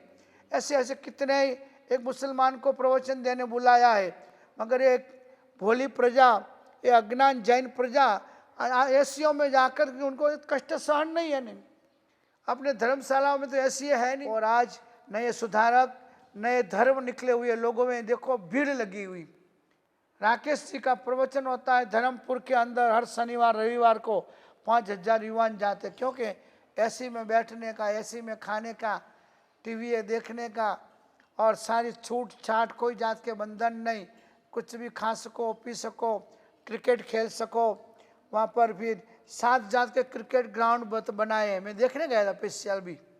उनका है क्या, इतने क्रिकेट ग्राउंड बनाए हैं, बच्चों का अलग बनाया है, बच्चियों का अलग बनाया है, और कई जात के वहाँ साधन सामग्री रखी है कि वीडियो वहाँ फिल्म देखने के लिए जैन धर्म के बतावे, समाज के बतावे, देश के बताए, मगर ऐसी चीज़ों का वहाँ उन्होंने सुविधा किया है, तो आज के लोग वहाँ जाते हैं। और अपने यहाँ पर तो एक टीली करता भी गलती हो जाए तो है कालो है ठानी पड़ती, भगवान ने तिली अटे करीजिए, बैठो हुए नमो निंदा न बोले नमो सिद्धानम बोल देने तो डोकरियों के हैं ठानी पड़ तो पुटी बैठ, पहले नमो निंदानम बोलीजिए। अब ऐसी पंचायती होती रहती है जहाँ मंदिरों में उपाश्रम में, तो दिनों दिन हमारे यहाँ से संख्याएं कम होती जाती है। और धर्मपुर में 5-5, 10-10 हजार युवा वही जैन धर्म के, वही हमारे बच्चे। और अभी ये सोशल ग्रुप ने रखा है 8 दिन के लिए बड़ा हॉल रखा है, जिस हॉल के अंदर पूरा सेंट्रल एसी है, सारी सुविधा है, और एक भी जैन धर्म का सही सच्चा विद्वान उसमें प्रवचन के लिए नहीं बुलाया है। अब ऐसे लोगों से सुनेंगे, ये भगवान का कल्पसूत्र सुनना चाहिए। कल्पसूत्र का महत्व बताया है, उसके जगह उनको विषय दिया अलग अलग।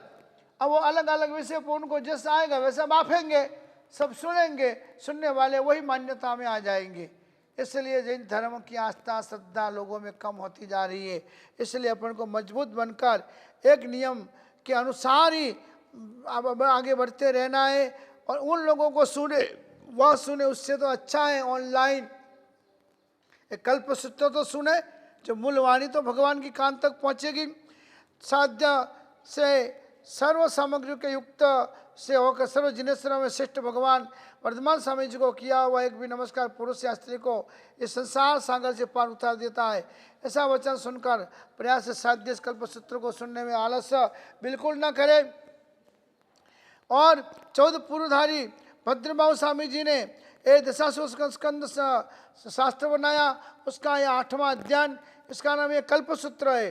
पूर्व का प्रमाण, पूर्व 14 पूर्व बताए, उन पूर्वों का भी प्रमाण बताया है कि पहला पूर्व जो होता है उसको यदि लिखने के लिए बैठे तो एक हाथी के वजन जितनी स्याही आप जमा करो तब एक पूर्व लिखा जाता है।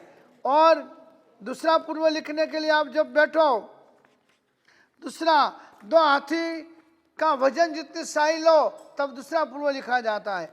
तीसरा पूर्व को लिखने के लिए 4 हाथी का वजन जितनी स्याही जमा करो और लिखने वाले को बिठाओ तो वो पूरा होता है। 5वां पूर्व के लिए 16 हाथी प्रमाण सही लेनी पड़ती है। छठा 32 हाथी प्रमाण सही। 7वां पूर्व 64 हाथी का वजन हो उतनी स्याही जमा करो और लिखो। एक खड़िया लेके बैठे तो 12 महीने में पूरा नहीं होता है, तो एक एक पूर्व। और 8वां पूर्व 128 हाथी प्रमाण सही जितनी भेगी करो लिखो तो पूरा होता है। 9वां 256 हाथी प्रमाण। 10वां पूर्व 512 हाथी प्रमाण। 11वां पूर्व 1024 हाथी प्रमाण। 12वां पूर्व 2048 हाथी प्रमाण। 13वां 4096 हाथी प्रमाण।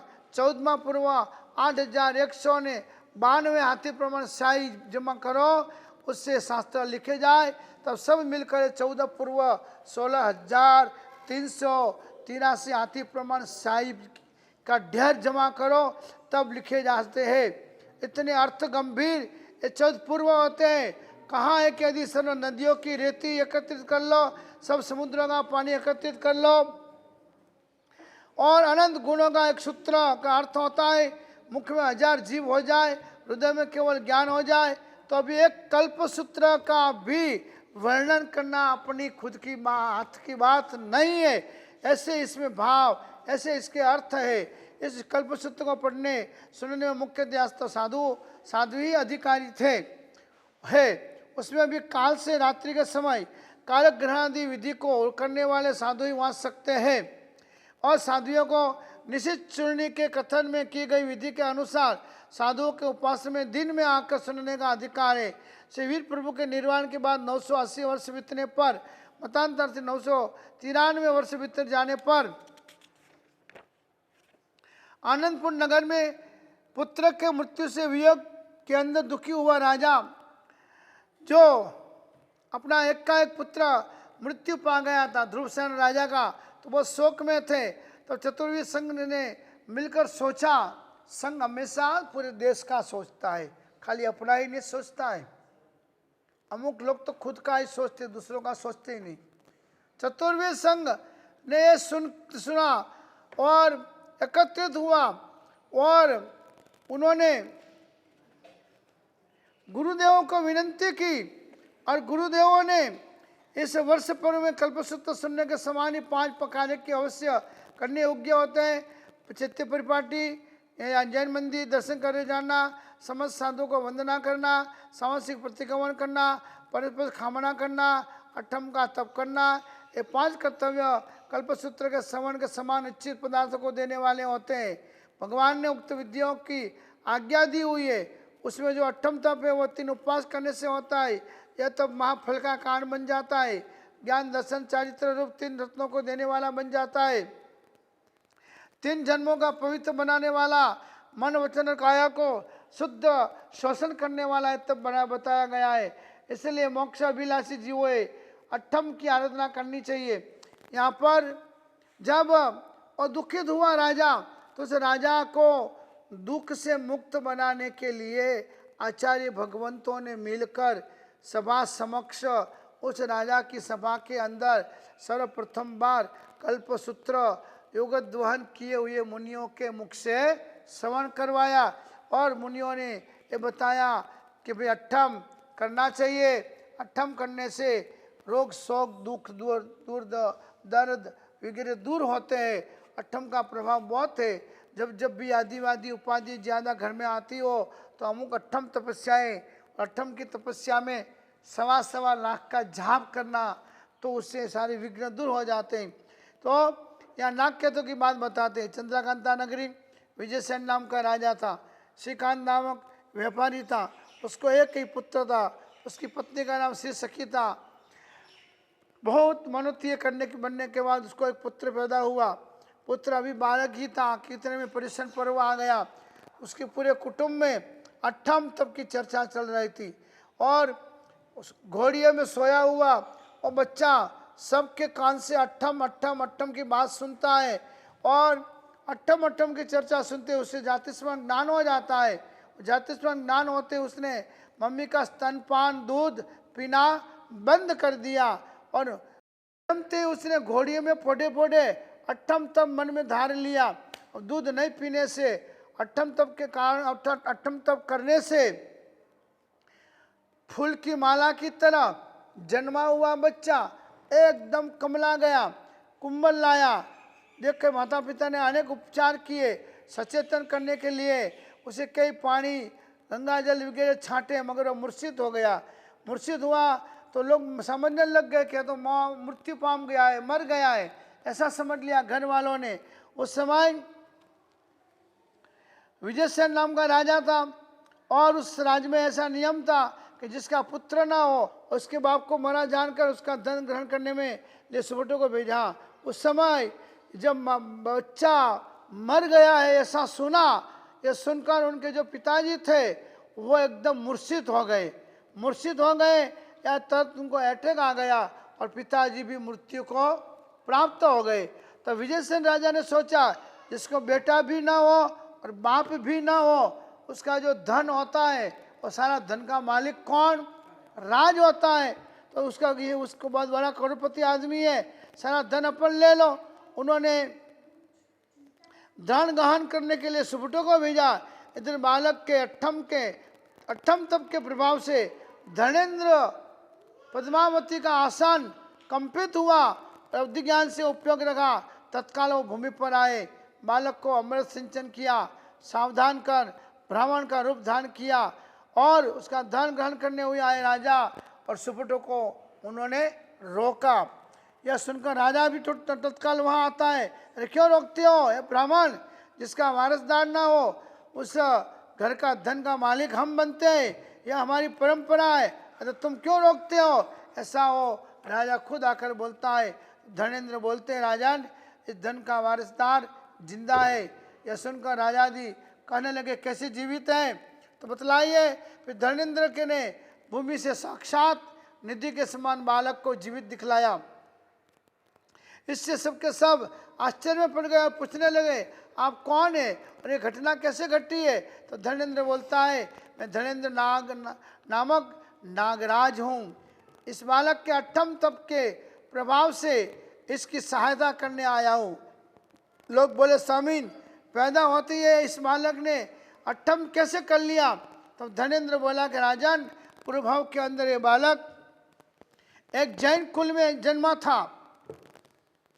बालकपन में उसकी माता की मृत्यु हो गई थी, इससे इसकी सौतेली माता नहीं आई, इसे अत्यंत सताने लगी।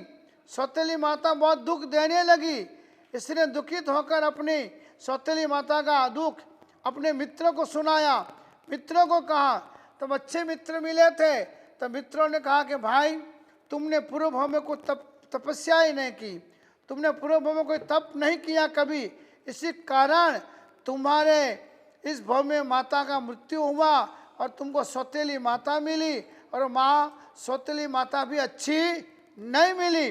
अब तुम उस दिन से वह कुछ तप करने लगा, छोटा मोटा एकासना व्यासना करने लगा। तब एक बार जब आगामी परिश्रम तप में अठम करेंगे, हम सब बच्चे सोच रहे कि आगामी परिश्रम तप आएगा ने तो अपन सब अठम तप करेंगे, ऐसा निश्चय करके वो भी मन में सोचकर घास की कुटिया में सो गया। अवसर देखकर उसके सौतेली माता ने रात में उस कुटिया में अग्नि की चिंगारी डाल दी। जरा सी देर में कुटिया जलकर राख हो गई और वो भी जलकर मर गया। मगर उसी अठम सोचता सोचता सोया था, तो अठम के तप के सोच में वो मरा, और मरते ही बाल्यावस्था में ही यहाँ जन्मा, और यहाँ जन्मते ही महापुरुष लघुकर्मी होते। लघुकर्मी होने से इसी भाव में मोक्ष प्राप्त करेगा ये आत्मा। यत्न पूर्वक इसका पालन करो, योग्य है, इससे तुम्हें बड़ा लाभ होगा। यह कहकर धनेन्द्र ने उसके गले में हार पहनाया और अमृत का सिंचन किया। उसकी आंखें खुल गई और उसका पालना वहाँ पर करवाया गया, और उसका नाम क्या पाना गया? नागकेतु। स्वजनों ने श्रीकांत सेठ का मृत कार्य जो बाकी था पूरा किया और पुत्र का नाम नागकेतु रख दिया। और बाल्य अवस्था में ही धार्मिक संस्कार वाला बना, जितेंद्रिय यानी परम अच्छा श्रावक बना। एक दिन विजयसेन राजा ने किसी एक मनुष्य को चोर न होने पर भी चोर के कलंक से मार डाला। वो मरकर व्यंतर हुआ। व्यंतर ने उस पूरे नगर को नष्ट करने के लिए अपनी शक्ति से एक बड़ी शिला विकुर्वी, और शिला विकुर्व कर आकाश के अंदर शिला लेकर आ गया, पूरे गांव को खत्म कर दूंगा। जब नागकेतु को मालूम पड़ा, तब उसने सोचा कि शिला गिराएगा तो अपना मंदिर भी खत्म हो जाएगा। अरे तपस्वी था और ये पुण्यवान आत्मा था। उसने सोचा कि मेरा मंदिर नहीं गिरना चाहिए, मेरा मंदिर अखंडित रहना चाहिए। इसको बोलते हैं धर्म प्रेम। मैं बचना चाहिए, मेरा घर बचना चाहिए, मेरा परिवार बचना चाहिए। ये तो अनादि काल से हर जन्म में, यहाँ से मरेंगे दूसरा भव आएगा ना, वहाँ पर भी वही करना है। हाँ, अनादि काल से अपनी आत्मा यही कर रही है, जन्म लेती है, बचपन आता है, स्कूल जाते हैं, पढ़ाई करते हैं, बड़े होते हैं, शादी करते हैं, फिर घर बसाते हैं, नौकरी धंधा करते हैं, फिर मर जाते हैं। यह तो अनादि काल से पूरा संसार कर रहा है। मगर बहुत कोई बड़भागी आत्माएं होती है कि इस मानव भाव को सफल बनाने के लिए कष्टदायक कष्टकारी ऐसी क्रियाओं को सहन करने के लिए भगवान के शासन को खुद समर्पित बनते हैं और खुद के बच्चे और बच्चियों को भी समर्पित कर देते हैं। तो यहाँ पर विजयसेन राजा ने चोर न होने पर भी चोरी का कलंक लगाया और व्यंतर हुआ। पूरे नगर को खत्म करने से उसने पूरी शिला विकुर्वी। नागकेतु ने विचार किया, मैं जीते जी श्री संघ का, इस गगनचुंबी मंदिर का विनाश कैसे हो सके। ऐसा विचार करके ऊंचे मंदिर के शिखर पर खुद चढ़ गया। अपना बच्चा चढ़ने जाए तो चढ़ने दो, पूरा तो अपन को विश्वास ही नहीं होवे कि हमारा बच्चा में नागकेतु जैसी कोई पुण्याई है। पहले तो ये विश्वास ही नहीं आवे, क्योंकि बच्चे ही ऐसे पकते हैं है, दूध है बोतल का, शिक्षण है सरकार का। बच्चों में बू कहाँ से आई? माँ बापों की। बच्चों में बू यानी गलत संस्कार। बच्चों में बू कहाँ से आई? माँ बापों की। तो कि दूध है बोतल का, शिक्षण है सरकार का, दोनों पराया है। ये सात्विकता उनके अंदर आना बड़ा मुश्किल है। जहाँ संस्कार और सात्विकता मिलती है और शौर्यवान बनते हैं, तो वो खुद मंदिर के शिखर के ऊपर चढ़ जाता है। उनमें सत्व था, उनमें पुण्याई थी, उनके पास देवी शक्तियाँ थी, क्योंकि उन्होंने अट्ठम की आराधना, तप की आराधना, गुरुओं के आशीर्वाद पाए हुए थे, इसलिए वो ऊपर चढ़ गए। जिन मंदिर का विनाश कैसे हो सकता है? मंदिर के शिखर पर चढ़कर उस शिला को धारण करने के लिए हाथ ऊंचा कर दिया। ऐसा तप के तेज की शक्ति को सहन न करने के कारण शिला को संहरित कर लेता है वो अभ्यंतर, और झट कर नीचे आता है, नतमस्तक हो जाता है, और पहले नाग केतु को पांव पड़ता है, और नाग केतु के कहने से उस राजा को भी निरुपद्रवी बना देता है।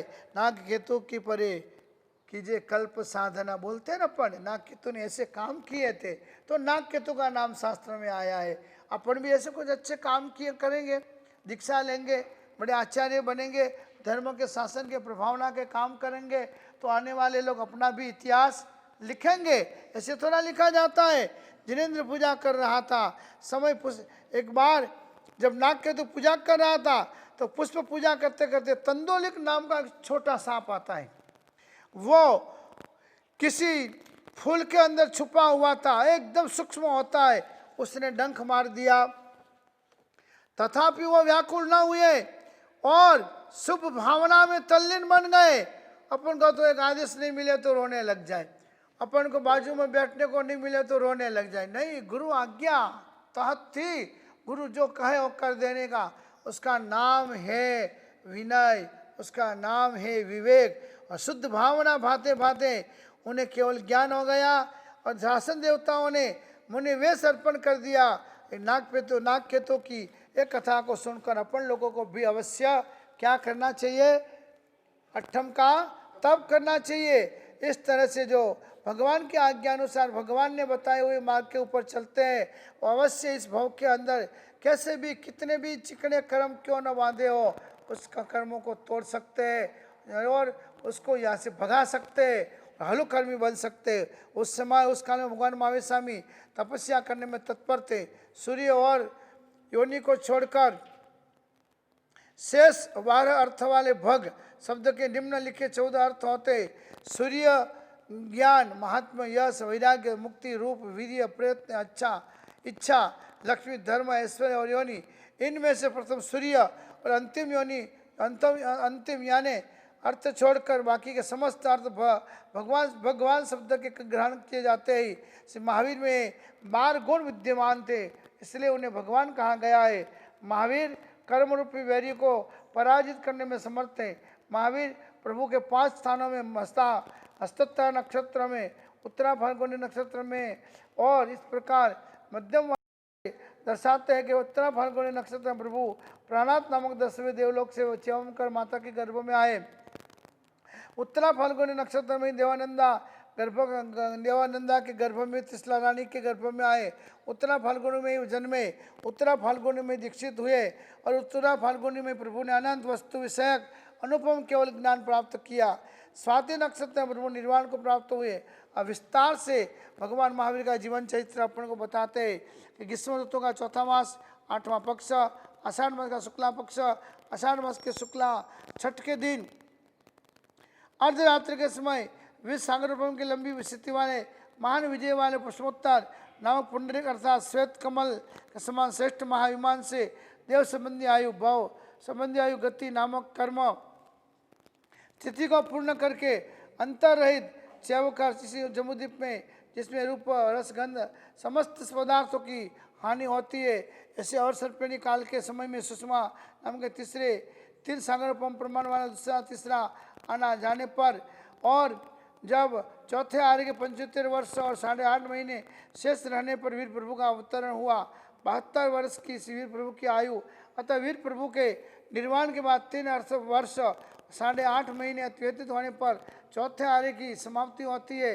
इससे प्रथम जो 42,000 वर्ष का है, 21,000 वर्ष प्रमाण वाले 5वें और 6वें और संबंधी समझने चाहिए।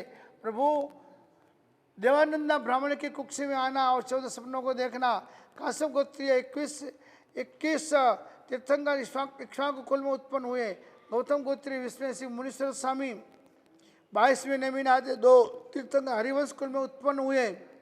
23 तीर्थंकरों को ही जाने के पश्चात समण भगवान महावीर प्रभु ये हुए। पूर्व तीर्थंकरों द्वारा कथित किए हुए अंतिम तीर्थंकर वीर प्रभु की ब्राह्मण कुंड नामक नगर में कोडाल गोत्रीय ऋषभदत्त ब्राह्मण की देवानंदा नाम की दालेंद्र गोत्रीय स्त्री की कुक्षी में उत्तरा फाल्गुन नक्षत्र में चंद्रमा का योग प्राप्त आने पर गर्भ रूप में अवतरे। जिस समय भगवान गर्भ में अवतरे उस वक्त 3 ज्ञान युक्त थे। स्वर्ग से अपने च्यवन का समय जानते थे।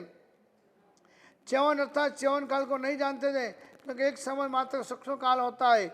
आँख मीच हो और खोलने पर असंख्य समय काल बीत जाते हैं। उनमें से वो एक समय काल समझना चाहिए। मैं च्यव कर रहा हूँ, यहाँ आ गया हूँ, यह प्रभु जानते थे। जिस रात्रि को भगवान महावीर ज्ञानेन्द्र गोत्रीय देवानंदा ब्राह्मणी के कुक्ष में गर्भतया प्रविष्ट हुए, उस रात्रि में वह देवानंदा ब्राह्मणी अपनी शया में अति निद्रा अति जागरण अवस्था में नहीं थी, अर्थात अल्प निद्रा वाली अवस्था में थी। श्रेष्ठ कल्याणकारी, उपद्रव को हरने वाले, धन धान्य को देने वाले, मंगल बढ़ाने वाले ऐसे 14 सपनों देखकर वो जगती है।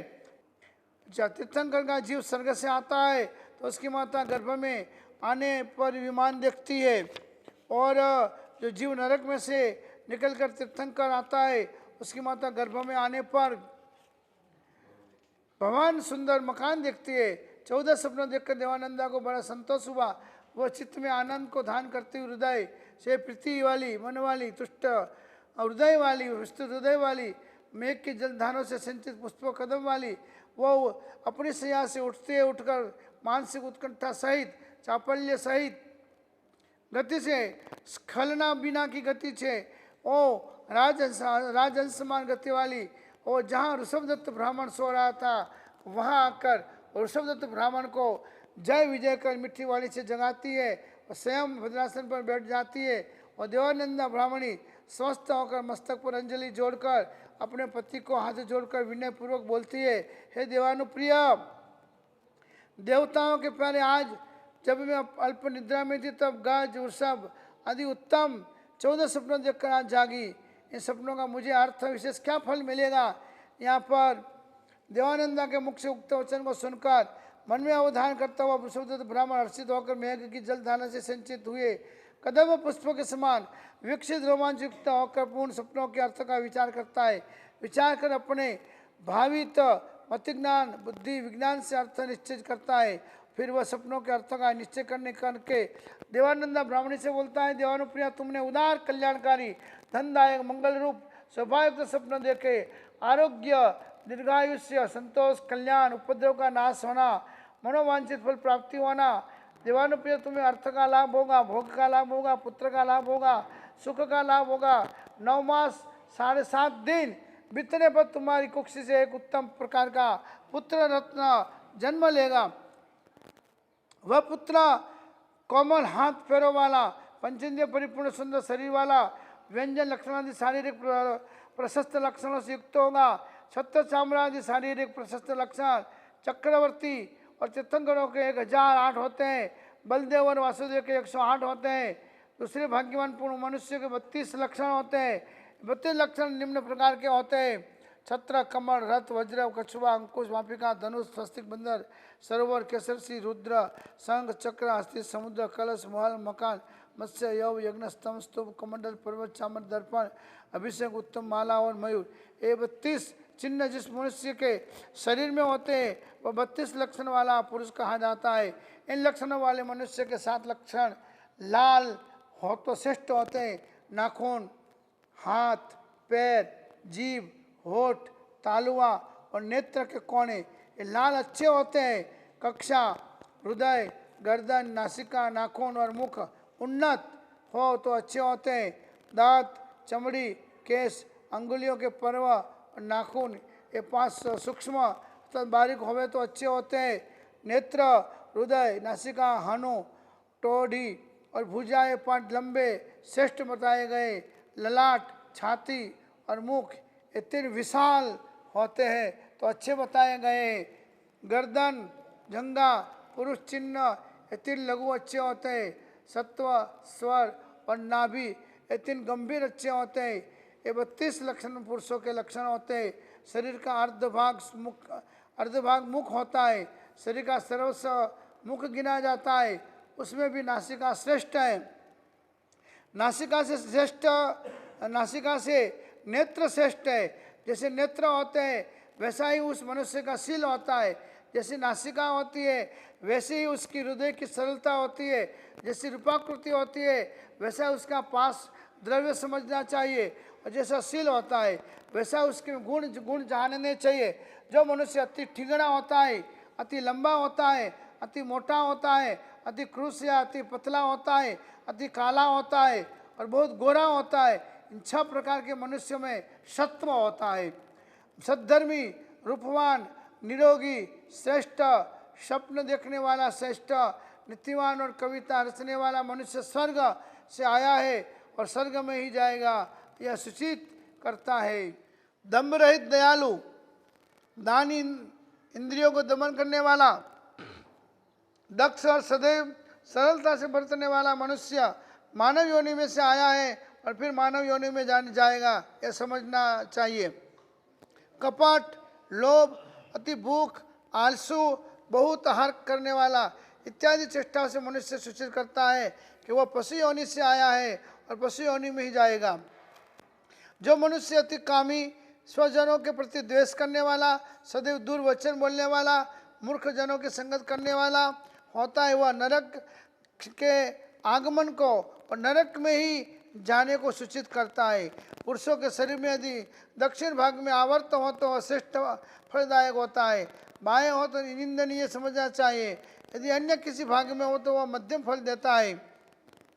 जिस मनुष्य के हाथ में बिल्कुल कम रेखाएं हो या एकदम अधिक रेखाएं हो तो वह निसंदेह दुखी होता है। जिस पुरुष की अनामिका अर्थात अंतिम है अनामिका अंगुली, जिस पुरुष की अनामिका अंतिम अंगुली से पहली अंगुली की अंतिम रेखा से कनिष्ठा अंगुली यदि कुछ अधिक हो तो उस पुरुष का धन की वृद्धि होती है। तो वृद्धि होती तो अधिक होता है, पुरुष को धन की वृद्धि होती है और मौसाल पक्ष अधिक बड़ा होता है। मणिबंध, इसको मणिबंध बोलते हैं, इस भाग को मणिबंध बोलते हैं। मणिबंध से जो रेखा चलती है वह पिता की रेखा कहलाती है और करब से कनिष्ठा अंगुली के मूल की ओर से जो 2 रेखाएं चलती है वह वैभव और आयु की होती है। वे तीनों ही रेखाएं तर्जनी अंगुली और अंगूठे के बीच, ये तर्जनी अने अंगूठो है इसके बीच यहाँ निकले। तर्जनी और अंगूठे के बीच जहाँ मिलती है, जिसकी ये तीनों रेखाएं संपूर्ण और दोष रहित हो, वह मनुष्य गोत्र, कुल, धन, धान्य और आयुष्य का संपूर्ण सुख भोगता है। ये जो रेखा है यहाँ से निकल कर जैसे जाती है ऐसे यहाँ तक आ जाए 25 वर्ष का आयुष्य, और आगे बढ़े तो और 50 वर्ष का आयुष्य, और इसको दबाओ और भी आगे जा रही है तो 75 साल का आयुष्य, और ये पूरा 4 तक बाहर निकल जाए न तो 100 साल का आयुष्य पूरा कर लेता है आदमी। अपने 88 तक तो है। संपूर्ण आयु की रेखा जितनी अंगुलियों को उल्लंघन करती जाएगी, संपूर्ण रेखा जो है न जितनी अंगुलियों को उल्लंघन करती जाएगी, उल्लंघन कर आगे चली जाए, उतने ही 25 वर्ष की आयु अधिक समझनी चाहिए। यदि दाहिने हाथ के अंगूठे में यव का चिन्ह हो तो विद्या, वैभव और ख्याति प्राप्त होती है। यह मनुष्य का जन्म शुक्ल पक्ष में हुआ समझना चाहिए। इसकी आंखें सुवर्ण के समान पीली होती है, उसके पास द्रव्य रहता है। जिसके हाथ लंबे होते हैं उसे ऐश्वर्य छोड़ता नहीं है। जिसका शरीर मोटा ताजा होता है उसे सुख छोड़ता नहीं है। यदि नेत्रों में चिकास हो तो सौभाग्यशाली होता है। यदि दांतों में चिकास हो तो श्रेष्ठ भोजन करने वाला होता है। यदि शरीर चिकना हो तो सुख मिलता है। यदि पैर चिकने हो तो वाहन मिलते हैं। भजो तेल का मालिश करके चिकने नहीं बनाने हैं तो वाहन मिलते हैं जिससे कि छाती विशाल हो वह धन धान्य का भोगी होता है। जिसका मस्तक विशाल हो वो राजा जैसा सुख भोगता है। जिसका कटी भाग विशाल हो वह बहुत स्त्री पुत्रों वाला परिवार वाला बनता है।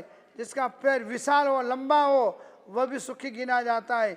इस प्रकार लक्षणों को जानना चाहिए।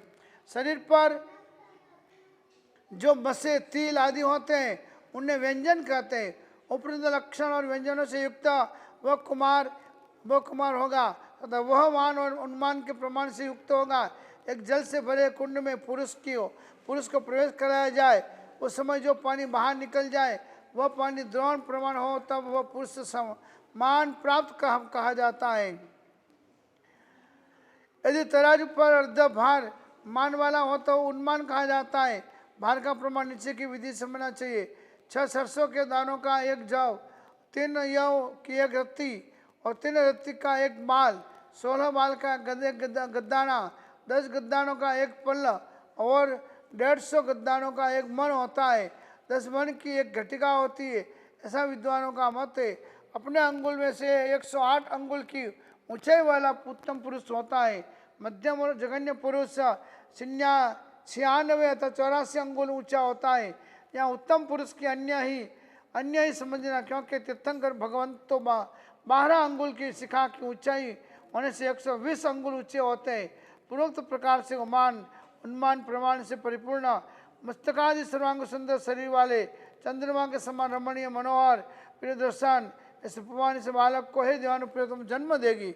जब वह बालक बाल्य अवस्था को त्याग कर 8 वर्ष का होगा तब उसमें सर्व प्रकार का विज्ञान परिणमित होगा।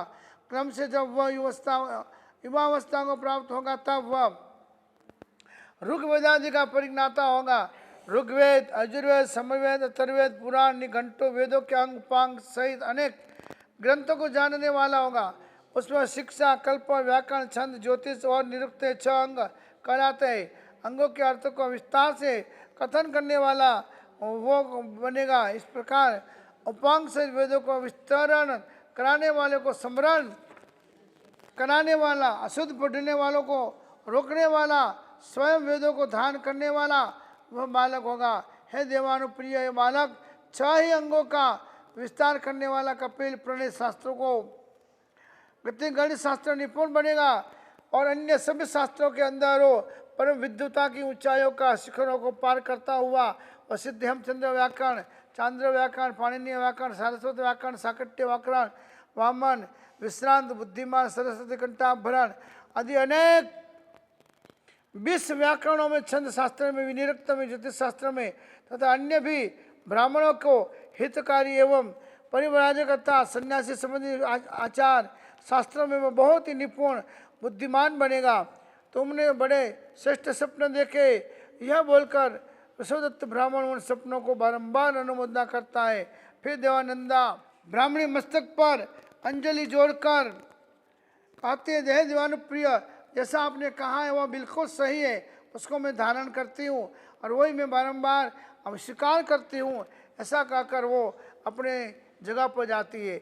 यहाँ पर उस समय शक्र नामक सिंहासन का अधिष्ठाता देवताओं का स्वामी, कांति आदि गुणों से युक्त, हाथों में वज्र धारण करने वाला, पुरंदर अर्थात दैत्यों के नगरों को विधान करने वाला, शतक्रतु यानी कार्तिक सेठ के भव में सावक की 5वीं प्रतिमा अभिग्रह रूप 100 बार धारण करने से उसका नाम शतक्रतु पड़ा है। ऐसा कार्तिक सेठ का वृत्तांत कहते हैं कि पृथ्वीभूषण नगर में प्रजापति नामक राजा था और कार्तिक नाम के सेठ थे।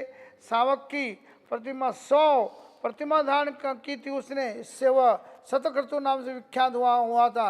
एक दिन महीने पालना करने वाला वहाँ पर एक गौरिक तापी सन्यासी आ गया। कार्तिक सेठ को छोड़कर पूरे नगर के निवासियों ने उसको तपस्वी जानकर पाने के लिए बनाया, सब भक्त बने, मगर कार्तिक सेठ नहीं गए तो गौरिक तापस कार्तिक पर रोषित हो गए, रोष आया।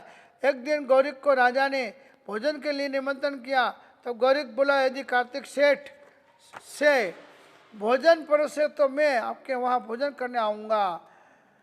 राजा बोला ऐसा ही होगा। राजा ने सेठ को बुलाकर कहा कि तुम हमारे घर पर गौरिक को भोजन करा देना। कार्तिक बोला राजन आपकी आज्ञा से कराऊंगा।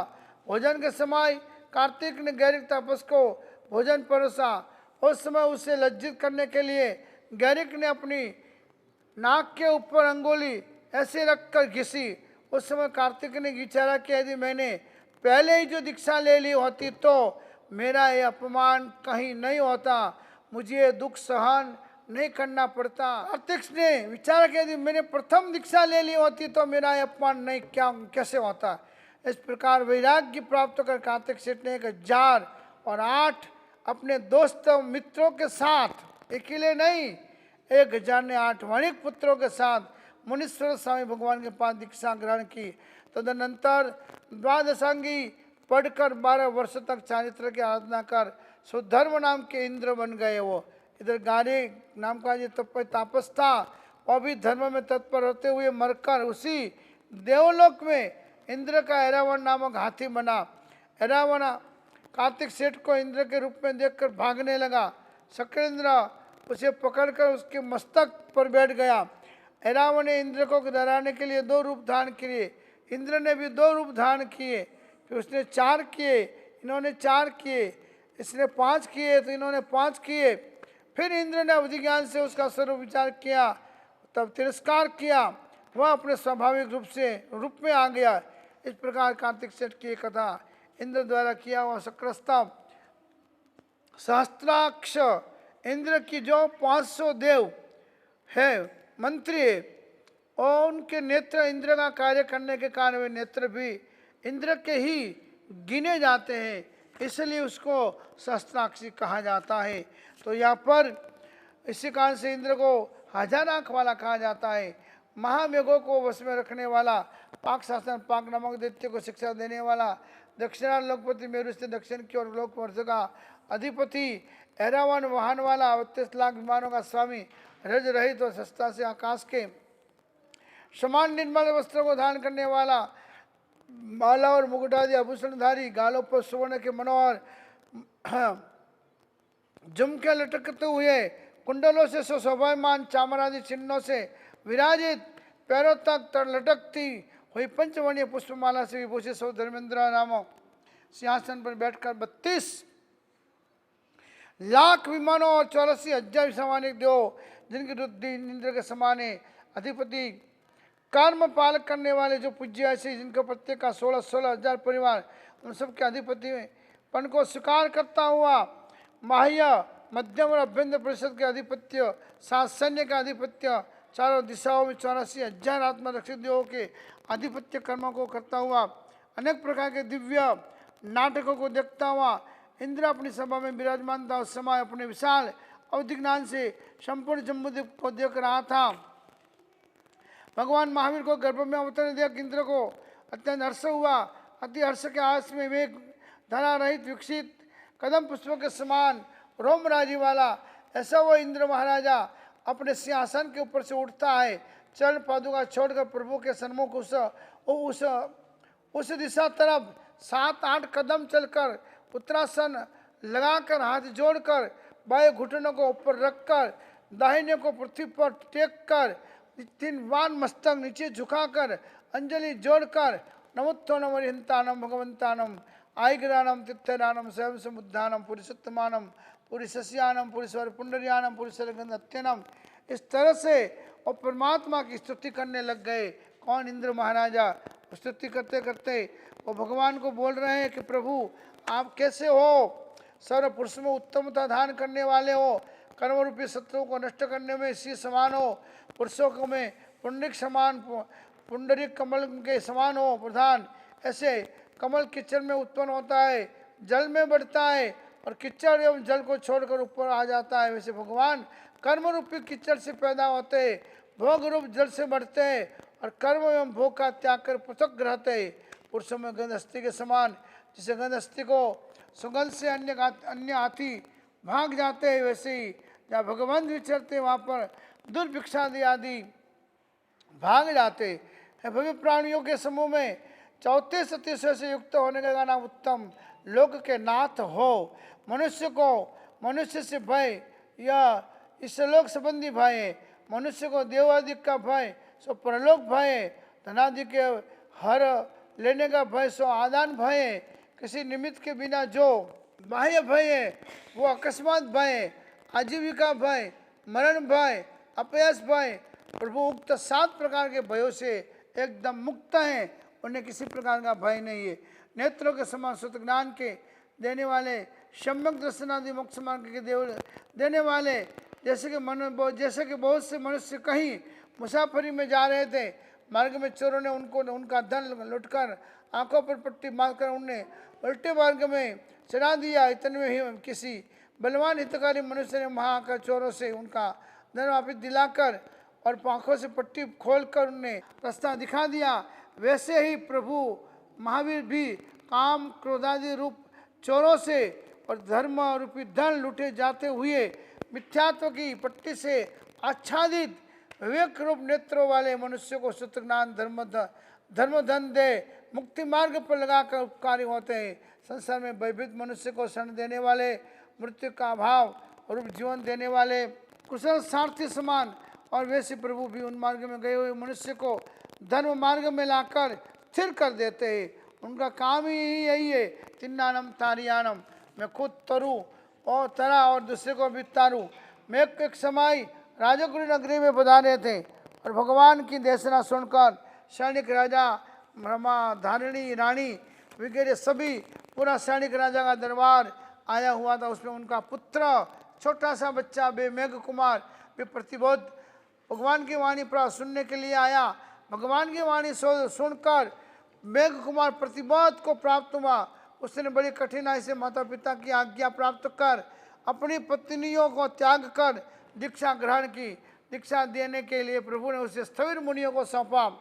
एक दिन उपासना में क्रम से मुनियों का संताना करने पर मेघ कुमार का संताना सबके बाद छेले द्वार के पास उनका संताना आया। सारी रात नींद नहीं आई। उस समय उस जगह से जाते आते मुनियों की चरण रज धूल संतान में भर गई, तो उससे सारी रात नींद नहीं आई। उस समय उसने विचारा क्या, कहाँ वह सुख शैया और कहाँ वो यह धूल से भरा संताना। इस प्रकार जमीन पर लेटने का दुख मुझसे कब सहन होगा। मैं तो प्रातः काल ही भगवान को पूछकर अपने घर चला जाऊंगा। एक खानदानी है, खानदान से आए हुए जो आत्माएं होती है भक्ति नहीं है, भग जाती नहीं है, या इसको छोड़ देने का मन नहीं करती है, वो मरना पसंद करती है, मगर इसको तो सर्वोपरि मानती है। मेघ कुमार ने भी सोचा कि प्रातः काल में प्रभु के पास जाऊंगा। प्रभु ने उसे जब सुबह वो आए तो मीठे वचनों से बुलाया, कहा, अरे वत्सा, अरे मेघ कुमार, तूने रात को ऐसा दुर्ध्यान किया है, वह उचित नहीं है। नरकादि के दुखों के सामने यह दुख क्या है। वैसा दुख भी प्राणियों ने अपने अनेक सागरों पमों तक बहुत बार सहन किया है। कहा भी है कि अग्नि में प्रवेश कर मर जाना अच्छा है, शुद्ध कर्म से मृत्यु पाना श्रेष्ठ है, पर ग्रहण किया हुआ व्रत और शील भंग करना अच्छा नहीं है। इस चारित्रादि कष्ट का आचरण तो महान फल को देने वाला होता है। तुमने स्वयं ही धर्म भाव से पूर्व भाव में कष्ट सहन किया था, उसी से तुझे अवसर मिला। तुम अपने पूर्व भाव में पर्वत पर सुमेरु प्रभ नामक हाथी था, 6 दांत वाला, श्वेत वर्णीय वाला, 1000 हथड़ियों का स्वामी था। एक बार दावानल से भयभीत हो भागते हुए प्यास लगने पर बहुत कीचड़ वाले सरोवर देखने में आया। मार्ग न जाने से पानी पीने जाते हुए वहाँ उस दल में फंस गया। अब वह जल और थल दोनों से लाचार हो गया। फिर उसके पूर्व शत्रु हाथियों ने वहां आकर उसे दंतों के प्रहार किए। उसकी वेदना 7 दिन तक सहन कर 120 वर्ष की आयु पूर्ण करके तो मृत्यु को प्राप्त हुआ। फिर तो विंध्याचल पर्वत पर लाल रंग का 4 दांत वाला और 700 हाथनियों का स्वामी हुआ। वहां पर भी एक बार दावानल लगा, उसे देखकर तुझे जातिस्मरण ज्ञान हुआ और पूर्व भोग का स्मरण होने पर दावानल से बचने के लिए तूने 1 योजन प्रमाण वाला मंडला बनाया। वर्षा काल से पहले, मध्य में और वर्षा में अंत में उस मंडल में जमे हुए घास तोड़ आदि को तू उखाड़ कर फेंक देता था। एक दिन दावानल लगने पर भयभीत हो उस जंगल के सारे प्राणी अपनी जान बचाने के लिए उस मंडल में आ बैठे। तो भी बाहर से शीघ्र ही आ गया। शरीर में खुजली करने की इच्छा से तूने अपना पांव उठाया। दूसरी जगह पर भीड़ के कारण अत्यंत तंग हुआ एक खरगोश ससला कहीं जगह नहीं मिलने से तेने जो पांव उठाया था और नीचे की इतनी जगह थी उसमें आकर बैठ गया। खुजली करके पांव नीचे रखते समय तेरी नजर खरगोश पर पड़ी। उस पर दया आने पर तेने यूं ही 2-3 दिन तक पैर को अद्धर रखा, खड़ा रखा। जब दावानल शांत हो गया, सब प्राणी अपने अपने स्थान पर चले गए, तब पैर नीचे रखते हुए खून जम जाने से के कारण तो जमीन पर गिर पड़ा। फिर 3 दिन तक भूख प्यास की पीड़ा सहन कर इसी भाव में कारण 100 वर्ष की आयु पूर्ण होने पर मरकर तू यहाँ जो तेने जीव दया पाली एक ससला को बचाया, तो उसके प्रभाव से तो सैनिक राजा की पत्नी धारिणी नाम की उनकी पत्नी के यहाँ पुत्र तरीके तू उत्पन्न हुआ। हे मेघ कुमार, उस पशु के भाव में भी तूने इतना धर्म किया, इतना कष्ट सहन किया, तो अब तो वंदनीय मुनियों के चरण रस से तू क्यों दुखित होता है? ऐसा उपदेश देकर प्रभु ने उसे धर्म में स्थिर किया। अपने पूर्वों का वृत्तांत सुनते सुनते मेघ कुमार को भी जाति स्मरण ज्ञान उत्पन्न हो गया। उसने केवल नेत्र को छोड़कर अपना शरीर का सारे शरीर मुनियों की सेवा में समर्पित कर दिया। क्रम से निरति 4 चारित्र का पालन कर मेघ कुमार अंत में 1 महीने का संलेखना कर विजय नामक देवलोक में देव हुआ।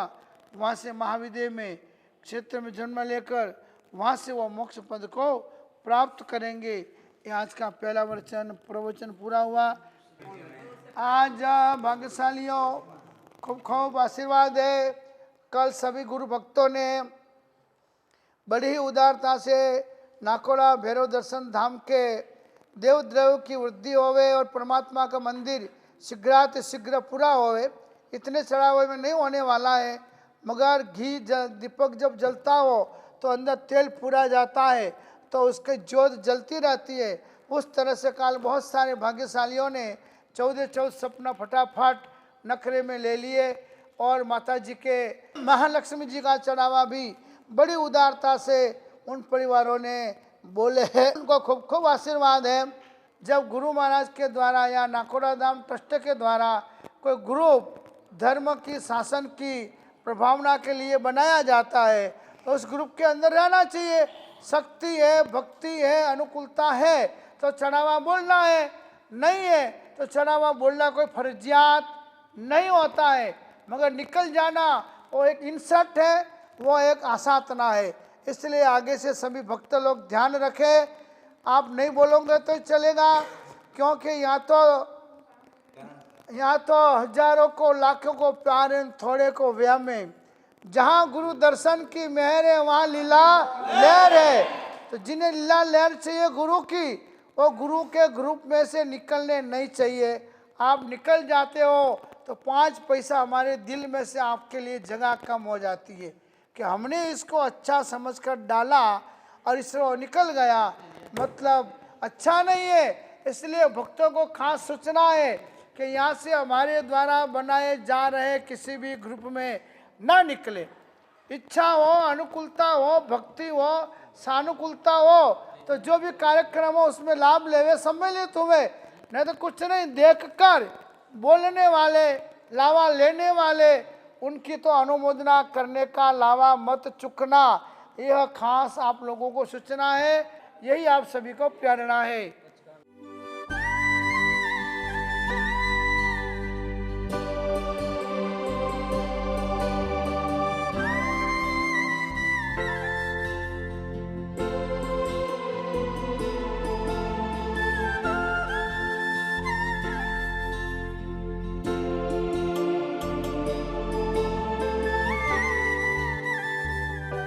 नमो अर्यन्ताणां नमो सिद्धाणां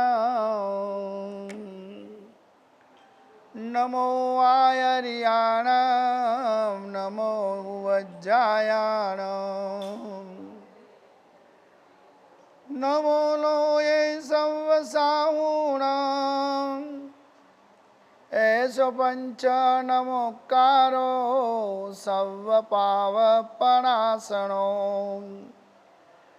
मंगलानां च सर्वेसिं परमं हवै मंगलम्